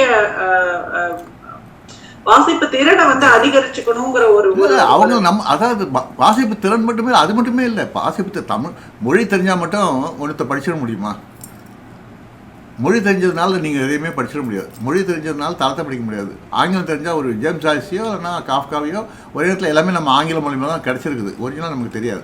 ஆனால் ஒவ்வொருத்தருமே வந்து ஏன் அப்படி வெளிப்பட்டாங்க அப்படின்னு பார்க்கும்போது, ஒரு ஓவியர்கள் வெளிப்படும் போதோ, ஒரு தியேட்டர் வரும்போதோ, ஒரு சினிமா வரும்போதோ அவங்க எப்படி ஏன் வெளிப்படுறாங்க? இன்றைக்கி வரக்கூடிய அத்தனை விஷயங்கள் மேலே நமக்கு விமர்சனங்கள், கடுமையான விமர்சனம் இருக்குது. அவங்க மேலே பயங்கர கோபம் வருது. எல்லாத்தையுமே நீங்கள் செய்யக்கூடிய ஒவ்வொரு விஷயத்துக்கு எதிராக 100 விஷயங்கள் உங்களுக்கு எதிரான விஷயங்கள் தொடர்ந்து நடந்துகிட்ருக்குது வெளியே. நீங்கள் எதை வந்து தாக்க போகிறீங்க, எதில் நீங்கள் வெளிப்பட போகிறீங்க, நீங்கள் எதை நோக்கி நீங்கள் செல்ல போகிறீங்க? அப்படி நீங்கள் செல்லும்போது அவர் பைத்தியக்காரங்க சொன்னாங்க. அதை தான் நானும் தான் சொல்லியிருக்கேன் நிறைய வாட்டி. இந்த மாதிரி கிறுக்கர்கள் வேணும், கொஞ்சம் கிறுக்கர்கள் நமக்கு தேவைப்படுறாங்க. எனக்கு கொஞ்சம் கிறுக்குத்தனம் இருக்குது, அதனால் கிறுக்கர்கள் என்னோட வேணும் தான் நான் நிறைய இடத்துல கிறுக்குன்ற வார்த்தையை நான் பயன்படுத்தியிருக்கேன் நான் உண்மையில். ஆக இங்கே தளம்ன்ற விஷயத்தை வந்து எளிமைன்றதுக்கு அப்பாற்பட்டு நாம் வந்து இது வந்து ஒரு ட்ராவல், நம்மளுடைய ட்ரைப் வந்து இது வந்து ஒரு, அதாவது இந்த மெயின் ஸ்ட்ரீம் சொல்லக்கூடிய வார்த்தை இருக்குது ஒன்று, வெகுஜனம் இல்லையா? அந்த மெயின் ஸ்ட்ரீமை ஒரு பாதிக்கக்கூடிய ஒரு பவராக நம்ம இருக்கும்போது அதுதான் வந்து உண்மையான ஒரு வாழ்க்கையை, ஒரு உண்மையான ஒரு மனித வாழ்க்கையை, அது வந்து மொழி கடந்தது, நாடு கடந்தது, இனத்தை கடந்தது. ஆக நம்ம மனிதர்களாக வாழ்வதற்கான அத்தனை விஷயங்களையும் தேடக்கூடிய ஒரு இடமா தான் தளத்தை நான் பார்க்குறேன். அப்படி வரும்போது அங்கே வந்து எல்லாத்துக்குமான இடம் இருக்குது நமக்கு. அதாவது எனக்கு வந்து அதில் விருப்பே கிடையாது. அதாவது இது வந்து நமக்கு தளத்துக்கு வந்து கோடு போட்ட ஒரு பெரிய ஒரு இன்ஸ்டியூஷன் கிடையாது, இது விதிமுறைகள் கிடையாது. ஆனால் அந்த விதிமுறைகளுக்கு அப்பாற்பட்டு ஒரு அடிப்படையான நமக்கு ஒரு நோக்கம் வச்சிட்ருக்கோம். அதாவது எது வந்து தேவையில்லைன்னு நினைக்கிறோமோ அந்த தேவையற்ற விஷயங்கள் தளத்துக்குள்ளே வரக்கூடாதுன்னு நம்ம நினைக்கிறோம். அதை வந்து போடக்கூடிய இடம் தளம் கிடையாது. ஏன்னா அதுக்கு எல்லா இடத்துலையுமே இடம் இருக்குது. ஆனால் இங்கே வந்து நமக்கான விஷயங்கள் வந்து ஏன் இது கொடுத்துருக்கோன்னா, நான் வந்து என்னை மட்டுமே ரெப்ரசன்ட் பண்ணல. இந்த மாதிரியான வந்து விளிம்பு நிலை மாணவர்கள் பற்றி இப்போ சபால்டன் பேர் சொல்கிறாங்க. அந்த விளிம்பு நிலை அதாவது எத்தனை மனிதர்கள் வந்து அவங்க வந்து அவங்களுக்கான குரலாக வந்து தளம் வருமானா தெரியாது எனக்கு. ஆனால் தளம் வந்து பேசக்கூடிய யார் பேச முடியுமோ அந்த ஒரு ஆட்களை வந்து நம்ம வந்து கொண்டு வரணும். அங்கேருந்து ஒரு எழுத்தாளர் வரணும், அங்கேருந்து ஒரு விமர்சனம் வரும்போது ஆக ஒவ்வொரு ஊர்லேருந்துமே கிளம்பும்போது தான் இது வந்து இன்னும் கொஞ்சம் அவங்க எதிர்பார்க்கக்கூடிய அந்த தன்மை தளத்துக்கு கிடைக்கும். அது வந்து ஒரு நபர்னால் கிடைக்கக்கூடிய விஷயமே கிடையாது. இப்போ எனக்கு வந்து என்னுடைய அவர் யாரோ சொன்னார் 12வது வயசுலேருந்து நீலாவணி இந்திரா சொன்னார் 12வது வயசுலேருந்து நானும் 12வது வயசுலேருந்து எழுத ஆரம்பிச்சிடும். 12வது வயசுலேருந்து எழுத்தில் வரும்போதும் மற்றதெல்லாம் வரும்போதும் ரொம்ப சின்ன வயசுல ஆரம்பித்தோம். நிறைய விஷயங்கள் பண்ணியிருக்கோம். ஆனால் அதெல்லாம் வந்து கடந்து வந்தாச்சு. ஆனால் இன்றைக்கி வந்து இது ஏன் செஞ்சிட்ருக்கோன்ற விஷயங்கள் தான் தீர்மானிக்குது. எது வந்து என்னை தீர்மானிக்குது, இதை செய்யறதுக்கு எது எதெல்லாம் என்னை தீர்மானிக்குதோ அத்தனை விஷயங்களும் உங்களையும் தீர்மானிக்கணும்னு நான் கேட்க விரும்புகிறேன். ஆக அதுதான் என்னுடைய வேண்டுகோள். அதனால் இது வந்து ஏதோ பார்வைன்ற ஒருத்தன் வந்து செய்கிற விஷயங்களே கிடையாது. நிறைய பேர் நம்ம நண்பர்கள்லாம் வந்து எல்லாம் இவர் பார்த்து நினைக்கிறாங்க. அதுபோல் கொடுமை எதுவுமே கிடையாது. அது கொடுமைன்னு தான் நான் சொல்லுவேன். அது வன்முறை, என் மேலே திணிக்கப்படுகிற வன்முறை. ஆக ஏன் நான் ரொம்ப கவனமாக இருக்க வேண்டியது, ரொம்ப கேர்ஃபுல்லாக இருக்க வேண்டியது, எல்லாத்தையும் படிக்க வேண்டியதாக இருக்குது, பார்க்க வேண்டியதாக இருக்குது. சுற்றி நடக்கிற விஷயங்கள் வந்து என்னை பாதிக்கிற விஷயங்கள் வந்து என்ன, நான் ஒரு இண்டிவிஜுவல் தனி நபர் இல்லை. இது அப்படி தான் நான் நினைக்கிறேன். நான் வந்து ஒரு விஷயம் வந்து என்னை பாதிக்கும்போது அது வந்து யூனிவர்சலாகவே வந்து நிறைய பேர் பாதிக்கக்கூடிய விஷயங்களாக இருக்கலாம். ஆனால் அவங்களும் சொல்ல முடியாமல் இருக்கிறாங்க. நமக்கு சொல்கிறதுக்கு கொஞ்சம் இடம் இருக்குது, கொஞ்சம் பக்கங்கள் இருக்குது, கொஞ்சம் பேர் ரீச் பண்ண முடியுது. ஆக இதை வந்து செய்வோம், தொடர்ந்து செஞ்சுட்டே இருப்போம். இது வந்து சரியாக தப்பான தீர்மானம் பண்ணக்கூடிய விஷயமாகவும் நான் நினைக்கிறேன். அதனால் என்னுடைய ரெக்வஸ்ட் வந்து தளம் வந்து இன்னும் வந்து நிறைய பேர் சுந்தரமூர்த்தி சொல்கிற மாதிரி நிறைய போகணும். அகடமிக் சர்க்கிளில் போகணுன்னா நமக்கு விருப்பம்தான். ஆனால் அகடமிக் சர்க்கிளில் இருக்கிறவங்க படிக்கிறதுக்கு நேரம் இல்லைன்னு சொன்னால் நம்ம போய் கொடுக்குறோம். இன்றைக்கி கூட வந்து நம்ம வந்து எல்லா சர்க்கிள்லையும் போய் பார்த்துட்டு கொடுக்க தான் செய்கிறோம். இது எத்தனை பேர் வந்து படிக்கிறாங்க, எத்தனை பேர் எழுதுகிறாங்கன்னு நமக்கு தெரியாது. ஏன்னா அவங்க தங்களை வளர்த்தெடுத்துக்கல. முத்துக்குமார் சொல்கிறதோ, டாக்டர் நோயால் சொல்கிறதோ, யார் சொல்கிறதுமே வந்து அவங்க வந்து எத்தனையோ விஷயங்கள் உள்வாங்கிட்டு எவ்வளோ வருஷத்துக்கு அப்புறம் இதை பற்றி சொல்கிறாங்க. 50-60 வருஷத்துக்கு அப்புறம் 70 வயசில் பேசிகிட்டு இருக்காங்க இந்த விஷயங்களை. 70 வயசில் இருக்கக்கூடிய கிழவர்கள்லாம் பேச வேண்டிய கட்டாயத்தில் என்ன ஏன் இருக்குது? இது வந்து உண்மையில் 50 வருஷம் நம்ம வந்து எல்லாருமே சொல்கிறாங்க, 50 வருஷம் பின்னாடி இருக்கோம்னு சொல்லிட்டு எல்லாருமே சொல்லிட்டு இருக்கோம். அது பொதுவான ஒரு கருத்து. எந்த வருஷத்துலையும் 20 வயசில் இருந்தபோது நான் 50 வயசு பின்னாடி இருக்கோம்னு சொல்லியிருந்தோம். 70 வயசில் வரும்போது 50 வயசு பின்னாடி. அப்போ தான் எந்த 50 வருஷத்தை நம்ம கடந்து வர போகிறோம்னு தெரியாது நமக்கு. ஆக இத்தனை விஷயங்களும் வந்து ஒவ்வொருத்தருமே வந்து அவங்கவுங்க துறையில் வந்து இந்த வேலைகளை செஞ்சால் நாம் எதிர்பார்க்கக்கூடிய அந்த ஒரு மக்கள் திரள் மனிதர்கள் இங்கே உருவாவாங்க. அது வந்து இது ஒரு சிறு பத்திரிகை தான், ஆனால் இதுக்கான வேலை இருக்குது. அதே மாதிரி சினிமாவில் இருக்கிறவங்க சினிமாவை செய்யணும், நாடகத்தில் இருக்கவங்க நாடகத்தை செய்யணும், ஓவியத்தில் இருக்கவங்க ஓவியத்தை செய்யணும். அவங்களுடைய வழிகளில் வந்து அவங்க தங்களை வந்து வெளிப்படுத்தணும். எல்லாருக்குமான நோக்கம் எதுவாக இருக்கணுன்ற தீர்மானிக்கக்கூடிய ஒரு சிந்தனையும் விவாதத்தையும் தான் தளம் தருதுன்னு நான் நினைக்கிறேன். நன்றி sir. Not compromising on the standard and challenging the readers. Okay, எனக்கு இதுதான் கடைசியில புரியுது. அப்புறம் ஒரு ஜஸ்ட் ஒரு சேயிங் ஒன்று கொஞ்ச நேரத்துக்கு முன்னாடி படிச்சேன். Clarity feels like boredom to a mind addicted to drama. அது வந்து who was addicted to என்ன சொல்றது ஸ்டாண்டர்ட் ஆல்சோ, அதுவும் அதே மாதிரி தான். சும்மா ஆன் அ ஜோக் ஒரு லைட் இதுல ஆன் அ லைட்டர் நோட் நான் வந்து அதை சொல்ல விரும்புறேன். ஸோ இந்த முடிச்சுக்கலாமா சார்? ஸோ இந்த தளம் 37க்கான ரொம்ப வந்தது நிறைய. கடைசியாக ஒரு பாயிண்ட் சொல்லிக்கிறேன். இப்போ இந்த தளம், இந்த அட்டைப்படம் இருக்குது, இந்த ஓவியம், இது எனக்கு இந்த ஓவியம் எனக்கு புரியவே இல்லை. இது எனக்கு புரியாது. ஏன்னு கேட்டிங்கன்னா, அப்போ நான் வந்து இந்த ஓவியம் புரியலைங்கிறத நான் எப்படி புரிஞ்சுக்கணும்னு ட்ரை பண்ணிட்டுருக்கேன். அப்போ நான் வந்து ரவி சார்ட்ட ஏன் இப்படி கையெல்லாம் எப்படி போடணும், இப்படிலாம் சாதாரணமாக கையை போட வேண்டியதானே, ஏன் நிறைய பேருக்கு போய் சேருமே, இப்படி நிறைய பேர் இந்த கை தான் எல்லோரும் கையில் இருக்கேன் பார்த்துட்ருக்கோமே, ஏன் இந்த கையில் இந்த அர்த்தம் என்னன்னு நம்ம இப்போ தேடி போக வேண்டியிருக்கு. ஸோ அது மாதிரி ஒரு முயற்சி தேவைப்படுது. ஆனால் மொழியில் மட்டும் இதை பண்ணால் இவர் டாக்டரை போய் கேட்க மாட்டேங்கிறான், ஏன் ப்ரிஸ்கிரிப்ஷன் இப்படி எழுதுறீங்க, எல்லாருக்கும் புரியுற மாதிரி எழுத வேண்டியதுன்னு கேட்க மாட்டேங்கிறான். இங்கே வந்து மொழியில் கட்டுரை எழுதும்போதோ இது பண்ணும்போது கேட்குறாங்க வந்து, ஏன் இது வந்து இன்னும் எளிமையாக எழுதலாம், இவன் போய் சேரலாம். காரணம் கேட்டீங்கன்னா நமக்கு தெரிஞ்ச மொழி தமிழ் மொழி, நமக்கு தெரிஞ்ச மொழி தமிழ் மொழியில் இவ்வளோ சுற்றி விட்றானே நம்மளை. இது நான் ஏன் நடக்குது, தமிழ் மொழி தானே, இதை நம்ம ஏன் இதை புரியாத ஏன் எழுதணும் அப்படின்ற கேள்வி மொழியில் மட்டும்தான் வருது. இது பாக்கி எந்த இதுலேயும் வரதில்லை. ஒரு டாக்டரை கேட்க மாட்டேங்கிறோம், ஒரு சயின்டிஸ்ட்டை கேட்க மாட்டேங்கிறோம். இப்போ இந்த கூட்டத்தை பற்றி நான் தமிழில் எழுதுகிற ஒரு கட்டுரை வந்து எப்படி இருக்கும், சாதாரணமாக இருக்கும். ஆனால் நான் ஒரு விஞ்ஞானத்தை பற்றி, ஐன்ஸ்டீனை பற்றி எழுதும்போது இதே மாதிரி எழுத முடியுமா? இந்த கொஸ்டின்லாம் இருக்குல்ல, நிறையா யோசிக்கணுங்கிற. இந்த எளிமை அப்படிங்கிறது ஒன்று இது கிடையாது. எளிமையோ தெளிவோ அல்லது வந்து ஏதோ இன்டலெக்சுவல் சாயம் பூசிக்கிறதுக்கோ அது மாதிரிலாம் யாரும் பண்ணுறதில்லை. எழுதுகிற விஷயம் வந்து அவரை வடிவத்தை எடுத்துக்கும். நம்ம வந்து ஒன்றும் பண்ணுறதில்லை. நம்ம வந்து ஒரு வார்த்தை வந்து எங்கேருந்து வருது, எங்கேருந்து வந்து விழுதுன்னு தெரியாது நமக்கு. நம்ம அந்த வார்த்தை வந்து நம்ம எப்படி நம்ம மொழியிலேயே நம்ம இருந்துட்டுருக்கோம், நம்மளை இது மாதிரி குழப்பி வரானேங்கிற அந்த இந்த ஒரு ஈகோயிஸ்டிக்காக நமக்கு மொழி தெரியலையோ அதில் நம்ம வந்து இந்த நம்ம தமிழன் இல்லையா, நமக்கு என்ன புரிய மாட்டேங்க இப்படிலாம் எழுதுறாங்க, இந்த மாதிரி ரியாக்ஷன் தான் ரீச் ஆகணுங்கிற ஒரு இதுக்காக எடுத்துக்கலாம். ஸோ இத பற்றியான இது நம்ம அடுத்த கலந்துரையாடலும் நம்ம வந்து வச்சுக்கலாம். ஏன்னா இதுவும் ஒரு இது தொடர்ந்து இது வந்துகிட்டே இருக்குங்கிறதுனால நம்ம வந்து இதை ஒரு முக்கியமான பாயிண்டா அட்ரஸ் பண்ணலான்னு. So thank you so much sir. ரொம்ப ஒரு ப்ரொடக்டிவான ஒரு 2 மணி நேரங்கள் வந்து நமக்கு கிடைச்சது. We shall look forward to the next meeting, sir. Thank you so much. Thank you. Thank you, sir. Thank you so much.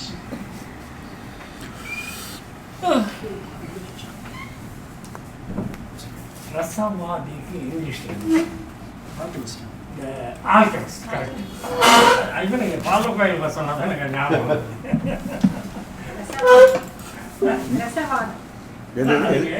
மறந்து போயிட்டு எனக்கு